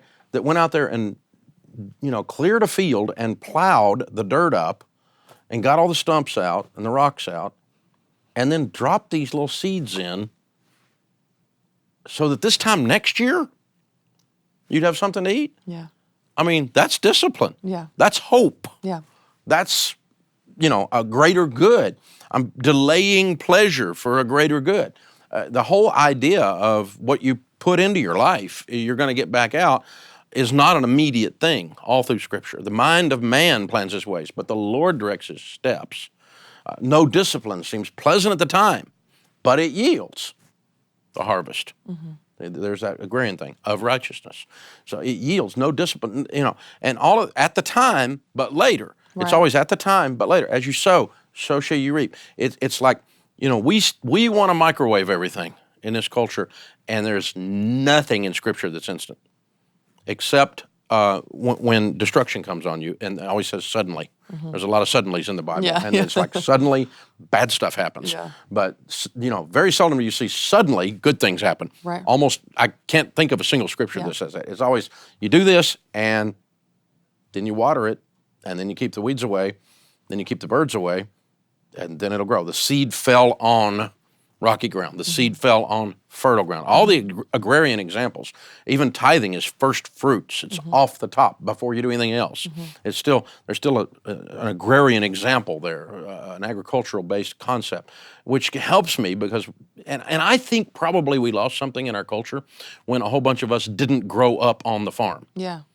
My parents both grew up on the farm and then were suburbanites raising me in suburban Antioch, Nashville, Tennessee. And so, and a lot of the kids in the neighborhood I grew up with, so the value system we had was off the farm. Even their parents were farm people, came to the suburbs, went to work for the railroad, opened a barber shop, had a shoe shop, dad was in the real estate business, all that kind of stuff. So these people came to town to do jobs, but they had not only a work ethic, but this idea that if you do something, you don't expect an instant result. And that's all in Scripture. Yeah, there's a patience to that. I love that. And we see that play out with everything you're doing with Financial Peace University, the Total Money Maker, everything we're doing from the money side. But we also see it in business. We also see it with Ken Coleman Career. We see it in retirement. You see this pattern in every area, even in your marriage. You know, the things that you sow early on in your marriage, you're starting to reap the fruit and the righteousness later on. So this is just such a great concept. And I know it's something that it's difficult to talk about because it is painful. It's not fun. It's the day-to-day grind. But gosh, the why is worth it. And I love that. I love that you're painting that picture. The hustle, the grind. And again, it's not a sprint for 2 years. You know, after the farmer plants, he has a summer off. Yeah. You know, there's an ebb and flow to his discipline, but there's a hope for what you are disciplined to do, that it is going to yield fruit. Yeah. And so, you know, we don't know with Business Boutique exactly what's going to happen with the whole brand. Yeah. We never know. Yeah. When we put the book out there, put this, put an event out there, put a podcast out there. We keep communicating, we keep helping, and we always say if you help enough people, you don't have to worry about money. So if you help and I help enough of these ladies get their businesses going, get their lives on tune and all that kind of thing, then we're not going to have to worry about money. But how all that's going to shape, not sure. But we're always going to be planting new hybrids of corn. A new genetically designed piece of corn that was different than last year to try to get a little better. A little better crop and an iteration. Of the business. Change it, polish it, but keep doing something all the time. The discipline of showing up, because the why of helping those ladies is worth it. I love it. It is worth it. Dave, you will be speaking at our Business Boutique Conference coming up in a month, which I know everyone is so excited about. Be teaching us all about managing the money in our business, which, let's be honest, we need help with. So I know everyone's looking forward to it. Thanks so much for spending some time to teach us today. Thanks for being here. Awesome. Good to be here. Hey everyone, and welcome to Business Boutique. I'm Christy Wright, and today I have a challenge for you. Now, many of you know that some of my challenges and ideas and teachings come out of something I've seen going on in the marketplace, something trending on social media, or maybe even something I've experienced myself. Now, I'll tell you, today's teaching does not come out of something I've experienced myself, but it is something that I have seen happen again and again and again on social media. Here's the thing. I'm scrolling through Instagram, or I'm scrolling through Twitter, or whatever, but particularly Instagram, I've noticed this. And I will see a really catchy graphic. It's a cool quote, it's a great idea, it's really interesting, it's memorable, it's great content. You're like, wow, that is so clever. That is so well done. So you like it, or you comment, or you save it, or you repost it. You just think it's awesome. Well, then later on in the day, I'm scrolling and I see it again. The exact same graphic, but it's from someone else. But they didn't give credit to that person. And maybe that person didn't give credit to wherever they found it. And so I'm like, that's weird that we've now got two of the same quote, same design, same graphic, but both people are sharing it as if it's their own. That's weird. Maybe they're friends and they agreed on it. Cool, no big deal. Later on in the day, I'm scrolling again. Same quote, same graphic, same design, different person sharing it as if it's their own. A few days later, it pops up again from someone else. Maybe a week later, it pops up again in my feed from someone else. Now, here's the thing, y'all. I know that when you see something on social media, it's really tempting to think, that's awesome. I want to share it with my friends. I want to share it with my tribe. Absolutely. I think you should. But I want to give you a challenge. I want to give you a challenge to have the discipline to either do a little digging to find out where that quote or that content originated so that you can give credit to that person, or just acknowledge that you don't know. Maybe you've seen it several places, so you think, hey, it's a free-for-all. It's just free content. It came from the content fairy, so we can all share it. You probably can. But I'm not really interested in how it does damage to the person that created it originally. I'm interested in what that does to you. What that does to people's perception of you when they see something being shared by you as if it's yours when they know it's not. Because why? Because they've seen it 5 other times that day from other people. Have the integrity, have the discipline to either create your own content, or when you share content, give credit to the original source. And maybe you don't know where it originated, totally fine. Just acknowledge that. Say, hey guys, I found this on the internet. Crazy, right? I don't know who started it, but man, isn't this clever? What you're doing is you are acknowledging that it's not yours. It doesn't really matter whose it is, because if it's all over the internet and it's spreading like wildfire, it must be awesome, and maybe you can't find the original source. I get it. But it's really important for you to acknowledge that you didn't create it. You're not sharing something to give people the impression that you created something you didn't create. You thought of something you didn't think about, that you designed something that you didn't design. I care more about your integrity than I do about that original source getting credit, because maybe you can't find that. But you know what you can control? You can control what you put out from you and the impression and perception that you are creating in your world, in your online universe for your fans and followers. May seem like a small thing, but I don't think it is. I think your integrity has incredible value. I think small things like this either build trust with your tribe or break it. I remember seeing whenever I was in middle school, there was a quote on the board from the teacher, and it says, "What's right is not always popular, and what's popular is not always right." This seems like this is one of those things that's really, really popular right now, but it might not be right. So I've got a challenge for you.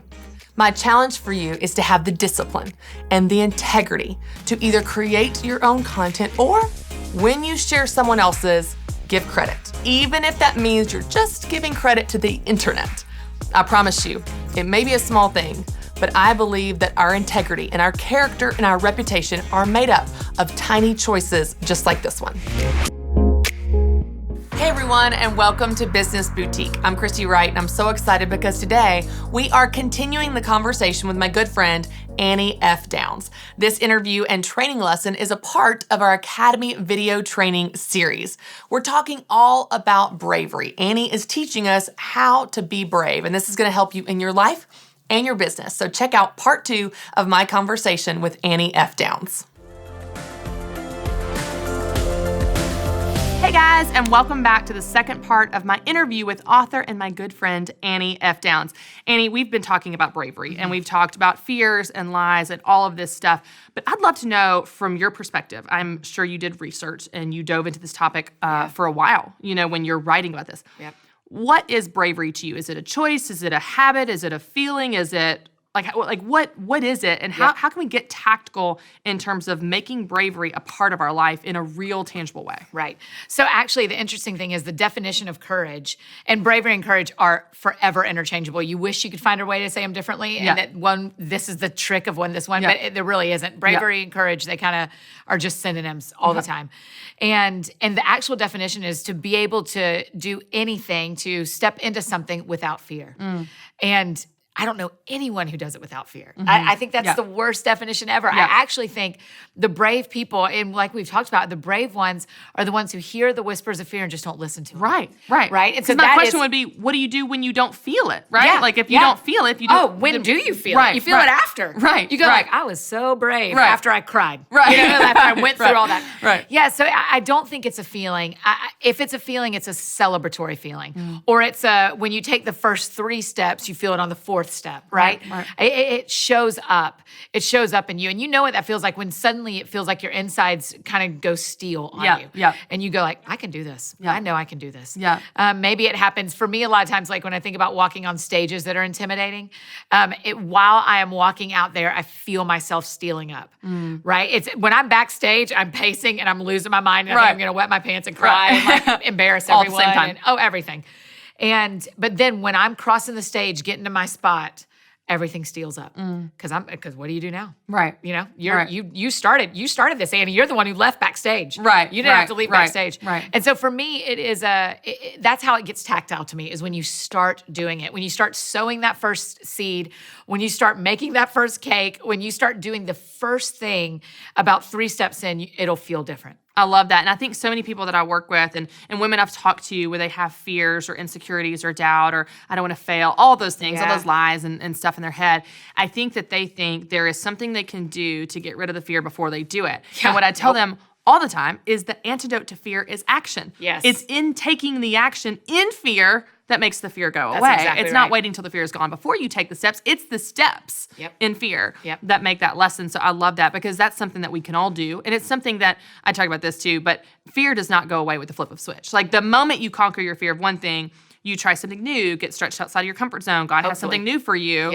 Then there's new fears. Joyce Meyer says new levels, new devils. Yeah, that's right. And so it's like there's always going to be something. So we need to know how we can combat it so that because it's going to keep coming up again and again. Yes. Now we talked in the last episode, in the last session, a little bit about the Bible and what you were saying where you go to the Word to know the voice of God. But let's talk about what the Bible says about bravery and courage because I'm sure that you studied this as you were getting ready to write this 100 Days to Brave. What does the Bible say about courage and bravery specifically that we can learn from and apply? Yeah. I'll tell you, there's 2 things that stick out to me. One is that I heard a Bible teacher say this a couple of years ago, and it has changed how I've read every Bible story, that no one in the Bible knew how their story was going to end. Oh, I love that. That's Right? so true. Yeah, you never think about that. You think about Noah and the ark, and you think, well, we know it rained for 40 days, Right. but it wasn't like on day 39 they knew they only had one more. Right. Right? Like, Or that the rain was ever going to come to begin with. He's building this giant ark. Right. It's like, is it going to rain or am I going to real stupid? Am I going to look real dumb? Right.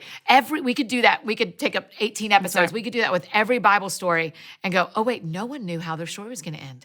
Esther didn't know that the king wasn't going to execute her. Right. Ruth didn't know that laying at Boaz's feet was going to work. Right. Right? I mean, over and over and over again, they did not know how it was going to end. And so it changes your perception of their courage. Yes. Because you go, oh, they did all of that. I know the end of their story. Right. They did all of that without knowing. Right. Maybe it's okay that I don't know the end of this story I love in my that. life. Why do we even expect to? If that's the model that Right. we're reading in Scripture Right. of how God uses people, Yes. why do we expect that we're the exception and God's going to show us the foolproof plan before we step into it? It's like that's kind of the whole point. I love Hebrews 11 where it's account after account after account of by faith. Yes. By faith Noah built the Yes. ark. By faith, by faith, by faith. All these people, 40 verses of what people did in faith, and they were all commended for their faith. But you can't have faith if you know how it's going to turn know out. how it The whole ends. point is you Right. don't know, and you walk in faith and have courage. That's I love right. that. And the other thing that you and I have talked about before is that bravery and courage, I think, are a thing that only exist on this side of eternity. I love that. I think when we get to heaven, fear's gone. Right. I know that. I know there's no fear. Right. Where there's perfect love, there's no fear. And Right. if you are a believer in Christ, you will spend Right. eternity Right. with God, with love. There will be no fear. And so I think courage and bravery are something that it only exists for us to experience now. Right. And so I want to do that. Right. It's an opportunity then, not a burden. Yeah. It's like an opportunity we have as Yes. humans. Yes. I remember the first time you said this on the podcast, and I even paused. I was like, that's just, wait, that is amazing. I was like, Right. it's just an amazing concept that I've never thought about, and I'm sure Right. many people haven't, that courage and bravery are something we can experience and something we can take advantage of here that we don't get to there. I don't And that's a think different so. perspective. It'll Yeah. look totally different Yeah, if it yeah. doesn't. Because you know what people love all the time talking about how there's no suffering in heaven, right? We're gonna say there's no pain, Right, That yeah, He'll yeah, wipe yeah, away yeah, every yeah, tear. yeah. We talk about all these things that only exist on earth. We don't ever talk about the things that only exist here that are maybe encouraging, like courage, right, You know, right, where you go right. like, oh, this is something He's invited me to. Right now, this is the only time we have a relationship with an invisible God. And what kind of courage and faith has to build up in you to believe? I mean, there's a scripture that says, even though you haven't seen Him, you love Him. You know, and that won't be forever. Right. We will see Him. Right. There is something that happens in us right now when we love Him when we haven't seen Him. And that doesn't last forever. I love that. I love that perspective because it challenges you to look at bravery different. It's like, Yeah. and not even necessarily that it's optional. It is optional, but if it's optional, it's something I want to take advantage of more Yes. if I know Yes. the urgency of it That's and right. the fact that it's something you get to experience here. that's Okay, right. so I'm curious in your research and writing about this. Do you have any statistics or information when it comes to how men and women approach this? Because obviously, Business Boutique is for women, and so we help women. The Yeah. business principles apply regardless. Right. But I think women have, we're wired differently as men and women. Yeah. And we have unique fears and challenges and opportunities that we bring to business. But I've noticed that women, as a generalization, experience fear a little differently. Yes. Do you know anything about when it comes to how we approach bravery or courage, Right. men and women? Like, So how does that what look? I will mention is Emerson Eggerichs, Dr. Eggerichs' Yeah. book about love and respect. Yeah.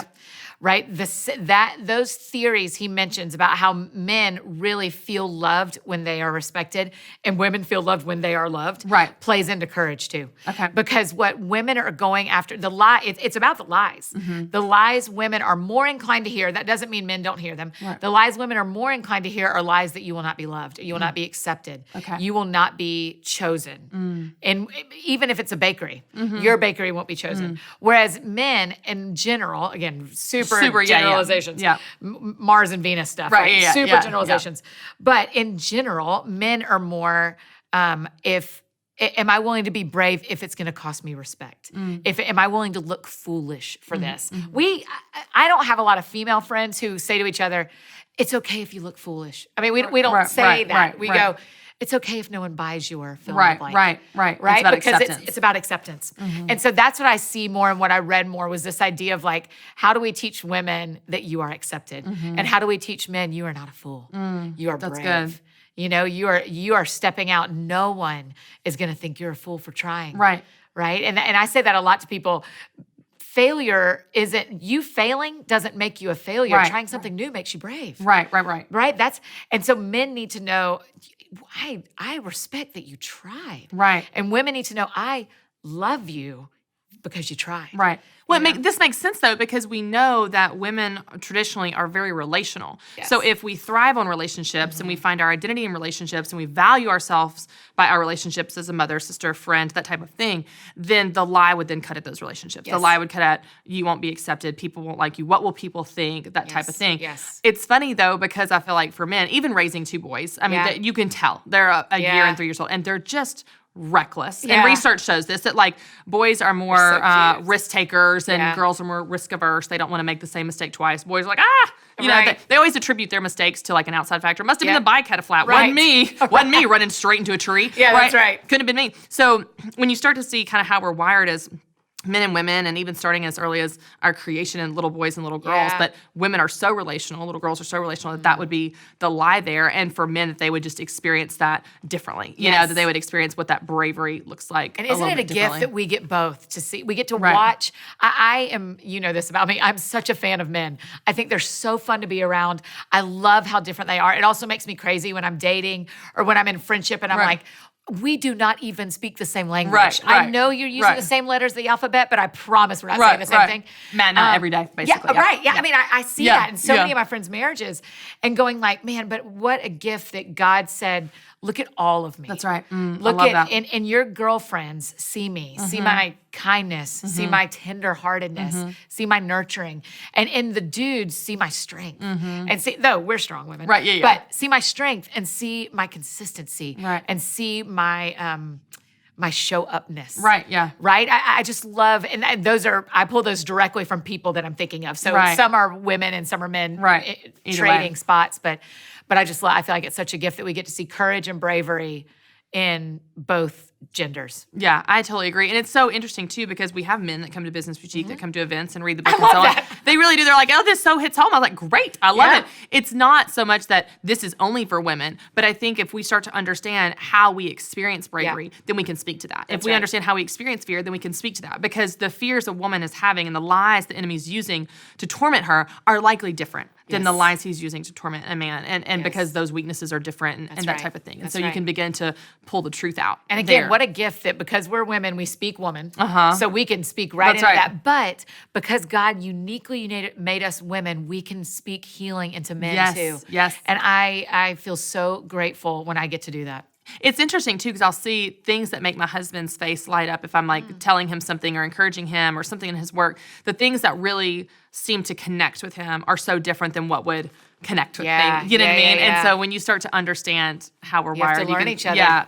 Can speak that language to your point, which is hard. I need Rosetta Stone for dudes. I still don't have it. Still don't have it figured out. You know, one of the things that we talked about in the last session, and you talked a little bit about writing 100 Days to Brave, of being vulnerable. But you do this on social media too, not just an Insta story. There's a specific post I'm thinking of. This is like a year or two ago.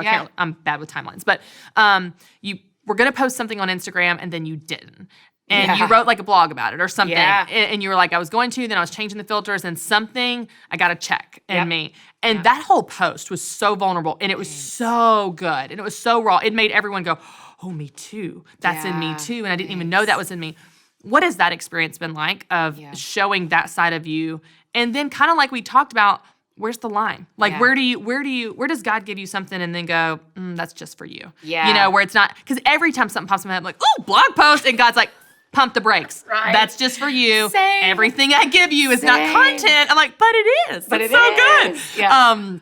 So anyway, so for you, what's that experience been like of being vulnerable and going places? And then where's the boundary and how do you discern, you know, through that? It's messy. It's not always easy. I mean, that one you're particularly referring to, I posted something and then took it down and felt like I should explain why I took that down. Okay, gotcha. Because here's a rule I have for myself about social media.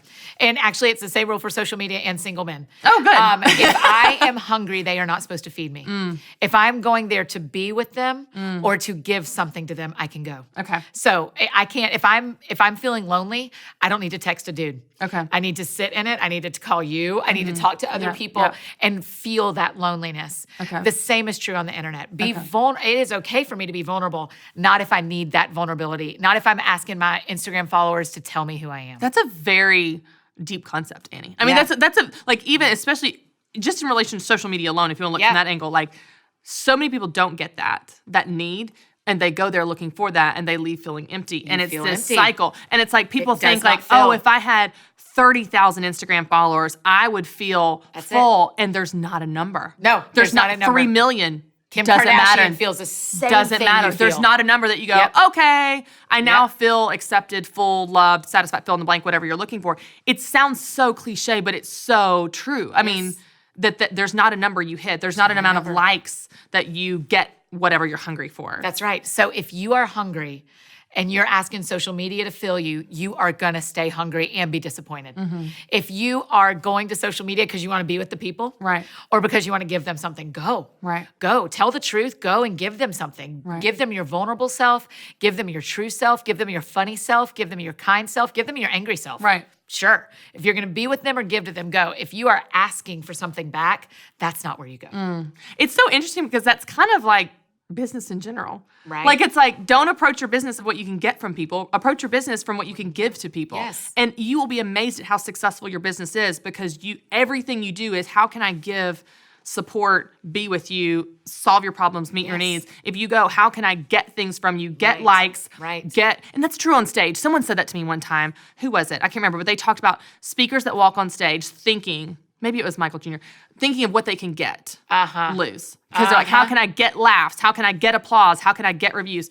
They're already, it's everything about what they can get. But if you walk on stage thinking, what can I give to this audience? How can I love them, encourage them? They win. They knock it out of the park. That's right. But that's true just in anything in life. Certainly with your business, it's not how can I get likes and money and email, sign-ups on my email list. What can I give? How can I help people? And man, you will get those things when you focus. And then the middle one that I love too is, what would it look like for me just to be with them? Right, yeah. I love that. But what is it, how, in my books, on the podcast, on stages, I don't even have to be a nice enough person to give them anything. Yeah. I'm just here to be with you. Right. And I have the microphone, so I talk. And that is a gift. But I'm here to be with you. Right. And that is what people feel. What is always true, Christy, and we can sniff it out on Instagram, we can sniff it out in books, and we can sniff it out on stages, is if someone is asking me to tell them who they are, I smell it. If someone is coming because they need me to be something, then I get nervous in the audience. Right. I go, oh gosh, you're needing me to laugh. Right. When a speaker does something like where they go, oh, I missed a part. Oh, are you guys still having a great time? I'm like, don't ask me if I'm having a great time. I'm not in charge here. You are. Yeah, right. Don't do that. Right? Like, you're asking me to fill something for you. Right. I'm just a part of the audience. Right. I want you to be with me or give me something. Right. It's so funny. My husband always jokes about this, but it's when speakers, and you see it all the time. So I'm sorry if you've done this. Everyone does sure this. I've done it. But it's like you walk on stage, you're like, how's everyone doing? I said, how's everybody? And you're waving the mic at the audience like, oh, yay. Yeah. They're feeling like frantic because from the get-go, they haven't been excited enough for you or something enough for you. And it creates this dynamic where the audience actually feels more awkward, where if you come out there with confidence, like, I'm just going to be with you, I'm just going to give to you, we're going to, you run the show. Pastors who have multiple services do it all the time. They'll get up at the 11 and they'll say, oh man, y'all aren't laughing near as much as the 9 laughed, and then you don't get another laugh. No, you don't, because you lost them. That's right. Because you needed them. And they didn't show up to be needed. They showed up because they need. Right. That's right. And so you lost them. You lost them. I love it. Oh, it's so good. Okay, so when we talk about boundaries and guardrails, we talked a little bit about like vulnerability, but let's look at it from the context of comparison, because social media, that is where the enemy can get a foothold. That's where lies can be planted, fear, comparison, all that. What boundaries or guardrails do you have in relation to social media specifically that kind of protect you against that? From chase, you're going to chase your dream. Here's the things you're doing. This is your lane, and not to get distracted or intimidated by other people doing something similar or doing it better, faster, whatever, with more followers. When I am writing a book, I unfollow everyone else who's writing. I remember you tell me that? That's so good. Yeah. I can't see it. I can't see their word count every day. I can't see how far they are, even if it's my dearest friends. I mean, I've called an author and gone, hey, I'm going to unfollow you just till I get my manuscript done. I love you. We're friends. I'll be right back. I mean, it is purely a boundary for me. They're not doing anything wrong. They're posting exactly what they should post. I also, this is maybe a little bit different, but I put my phone, I stop looking at my phone at 10 p.m. and I don't look at it again until 8 a.m. Okay. And so there's just, because I find that I compare more when it's dark. Oh, okay. I compare more when I'm laying in the bed by myself and looking at everybody else's wedding pictures. Right, yeah. I compare more when I am first thing in the morning when someone has already gone to the gym and I didn't. Right. And so I find myself during the workday from 8 a.m. through the afternoon. And then again, if I want to after dinner, I feel like I'm a healthy Annie because I've started my day alone and I end my day alone. I love that. Versus comparing with every other woman that I know. I love that. And so that's a rule. I mean, I plug my phone across the room. I have people who know what times I'm done with my phone so they can text me. And if I'm holding it, I have to respond and go, I know it's 11:30. I'm looking at the phone. vegan recipes on Instagram. I'm the worst. I know. And so that's a big rule for me. Yeah. And the other thing is I don't follow people who don't make me love my life. I don't follow people that I go, what does she look like in that shirt? Or what is she eating? Or she's dating him. People that are dating guys I used to date, I don't follow any of them. No. Yeah. Because what good does that do? Right. I mean, go stalk them every now and again. Right, Okay, sure, listen, healthy. Yeah. For sure. For sure, get your stalk on. Just don't follow. Don't let her know you're there. Yeah. But I mean, that's a boundary for me too, is there are just people who are good people and fun follows that are not right for me. It's amazing how social media is fun and it's a tool and it can be used for business and it can be used for fun, all these things. But what's amazing is, when I'm teaching time management, I'm talking about life balance and stuff. Not only is it a time suck, we won't go into my soapbox on this. Americans check their phone 150 times a day. We don't need to talk about that. But what's amazing is when I'm going to think about, okay, let's say I've got 2 hours between when my boys go down at 7 and 9 p.m., 9 p.m. If I'm not in a coma because the boys exhaust me in and of, that's enough. But 7 to 9 p.m., I could very easily, out of habit, scroll my phone. Just scroll my phone, right? And at the end of that, I don't feel better. I don't like myself more. I don't feel more energized. I'm not proud of how I use that time. I have nothing to show for it. Right. Nothing. Right. If I just simply become intentional and say, okay, from 5 to 7, or to your point, I'm going to put it across the room, whatever that thing is, then what would I do differently if my phone was an option? Well, I would go for a walk. I would clean out my closet, which needs it really bad, which I would be proud of. There's so many things I could do during that time. Have a good quality conversation with my husband. There's so many things I could do at that time that at the end, I would be happier, be more energized, be proud of how I used that time, simply because I was intentional about it. There was a recent study that came out that shows a direct scientific psychological correlation between screen time and unhappiness. Oh, I believe it. And the opposite is also true. Reducing screen time, increased levels of happiness. Yes. And we know this, but we don't make any changes. So I love how you have actual habits and changes that you make that help you love your love your life. Love your life, not theirs. Not theirs. And the other thing I do is I delete Instagram and Twitter on my day off, on my Sabbath. I love that. So it's just because otherwise I would scroll for 8 hours. If it's there. And you don't even mean to. Like, it's not like, isn't that the you worst said part? Twitter's the most important thing in my life. Like, no one thinks that. It's out of habit. It's just 45 unconscious. minutes that's gone. It's just unconscious. It's so disturbing, isn't it? Yeah. How quickly we can throw away time just scrolling. And then you finish scrolling and then you open it back up. You're like, I literally was just here on Instagram. Yeah. I didn't even, no one's had time to post a picture since I was last year. Why am I back? But it's amazing because we're not just talking about social media in terms of like, we're talking about Twitter or Instagram. We're talking about your happiness. We're talking about loving your life and not comparing yourself to other people and feeling confident in what God has for you in your lane and your dream and your business and your book and your speaking. And you can't do that if all you're putting in your brain from morning until night is how much better everyone else is. Yes. And do you know what? So here's the other option. Take it off your phone and drive around to all your friends' houses and look in their living room window for 10 minutes. You would never do that. Right. Because you don't have the time. Right. But that is what you're doing every day on Instagram. Right. That's what I'm doing every day on Instagram is looking into people's homes and seeing what they have that I don't have. So, well, and if you did, you would get the real story because their kids are crazy. They are swinging from the chandeliers. There are laundry piles everywhere. That's not what they're posting. Yes. Okay, as we wrap up, I've got a fun question. Because we talked about so much good, deep, really important stuff. But you and I have a mutual friend, Eve Sarrett. Oh. Eve is the best. I owe her a text message. I love her. I always owe her a text. I know. I'm like, she's I'm so faithful. She's such a good friend. She was my summer staff coordinator in Young Life. Oh, so cool, when I was at Windy Gap on summer staff, she was my leader for that month. But you and I are mutual friends with her. And she always asks a great question. Because, if you're a Young Life leader, you got to have great questions for the awkward lunchroom tables for the kids. And here's her question, so I'm going to end with this, and I've never asked you this. Her question is, if you really knew me, you would know. Fill in the blank. Yeah. So if you really knew Annie Downs, you would know what? What are some fun things? Yeah, that if you really knew Annie Downs, you would know that I always want to be watching sports.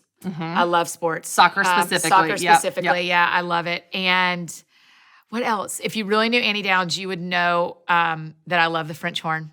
I think it's beautiful. I do not really know you. Yeah, I played it in middle school. Idea. Yeah, I played it in middle school, and the only reason I quit is because someone told me it wasn't cool to be in the band in high school, and I regret it so much. Comparison. Right? Someone in 8th grade told me not to be in the band in high school, and I didn't know. I'd never been to high school, and I didn't have any older siblings, so I just obeyed. And I regret it so much, but I have season tickets at our local theater here at TPAC, and I go on the same night as two of my friends, and they both have fancy seats, and I sit on the second row of the balcony because I want to watch the French horn player. And so I watched, when I got LASIK surgery, I cried during Sound of Music because I could see his face and I could see his fingers, and I'd never been able to see his fingers. This is the sweetest, weirdest thing in I know. the world. I love the French horn. Now I think it's so beautiful. I can't let this go. Now I have to know. Wait, what? You have to pick it back up. Like Well, this is not the end of your story. No, like it's not. This, we are bringing the French horn back. I know. I'm make starting sure. with piano. I'm taking piano lessons this year. I've always loved music. I'm not gifted in singing. I'm not like going after a career. It's just very relaxing for me and beautiful. And so I need a hobby that doesn't involve words. I love reading. Sure. I love my phone. Yeah. And I need something that doesn't involve words that isn't just Netflix. Yeah. And so I'm taking piano lessons. I love it. And then I think I'm going to take French horn lessons. We're bringing it back. I think it's just like, what do I do though? I can't join an orchestra at this point. This has nothing to do with that. This has to do with you love this. When I said if you really knew Annie, you would know this is what you brought up. Yeah. This has to be back in your life. This is not an 8th grade thing. This is coming back. This is I'm coming gonna do back. It. That's like that'll be the 2019 goal. 2018 was piano. 2019, I love it. Figure out how to take French horn. Because even I think if it I will played come back music, to you. It will come back to you. Oh, I do the fingers all the time. You got it. I listen. I watch him from my seat, and I Do you have one? No, I still have my mouthpiece though. And I still have my book, my book. Please go around your house just practicing with just Yes, because the mouthpiece. it's very hard. There's a lot of work you have to do to hit different octaves. It's been 20 years. I remember it. Hey, with your mouthpiece and then practicing with no actual horn. All I need is the horn. Yeah, we got to see if it actually works. It's so simple. You have all the mechanics down.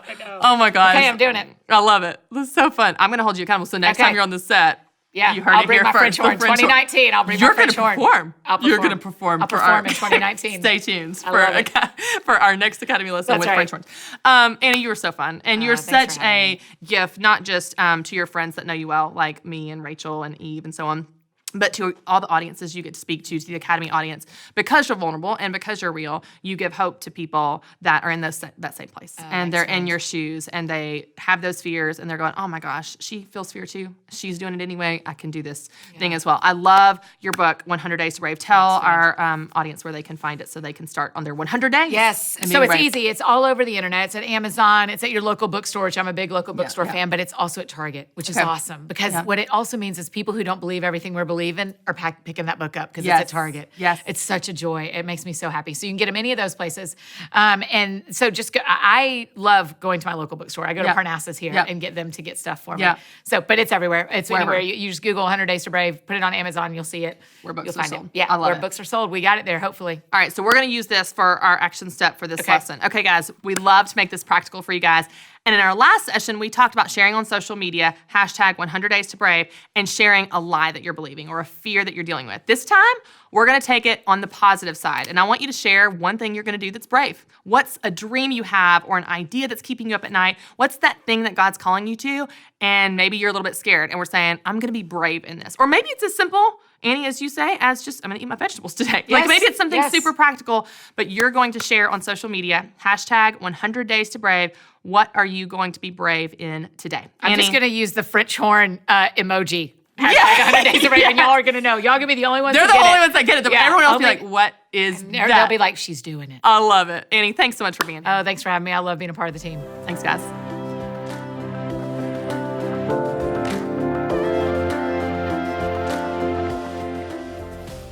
Thanks so much for watching, and don't forget to subscribe to my YouTube channel. And if you want to find out more information about joining my online training and coaching group, the Business Boutique Academy, well, you can join our waitlist to find out when we open next by clicking the link below.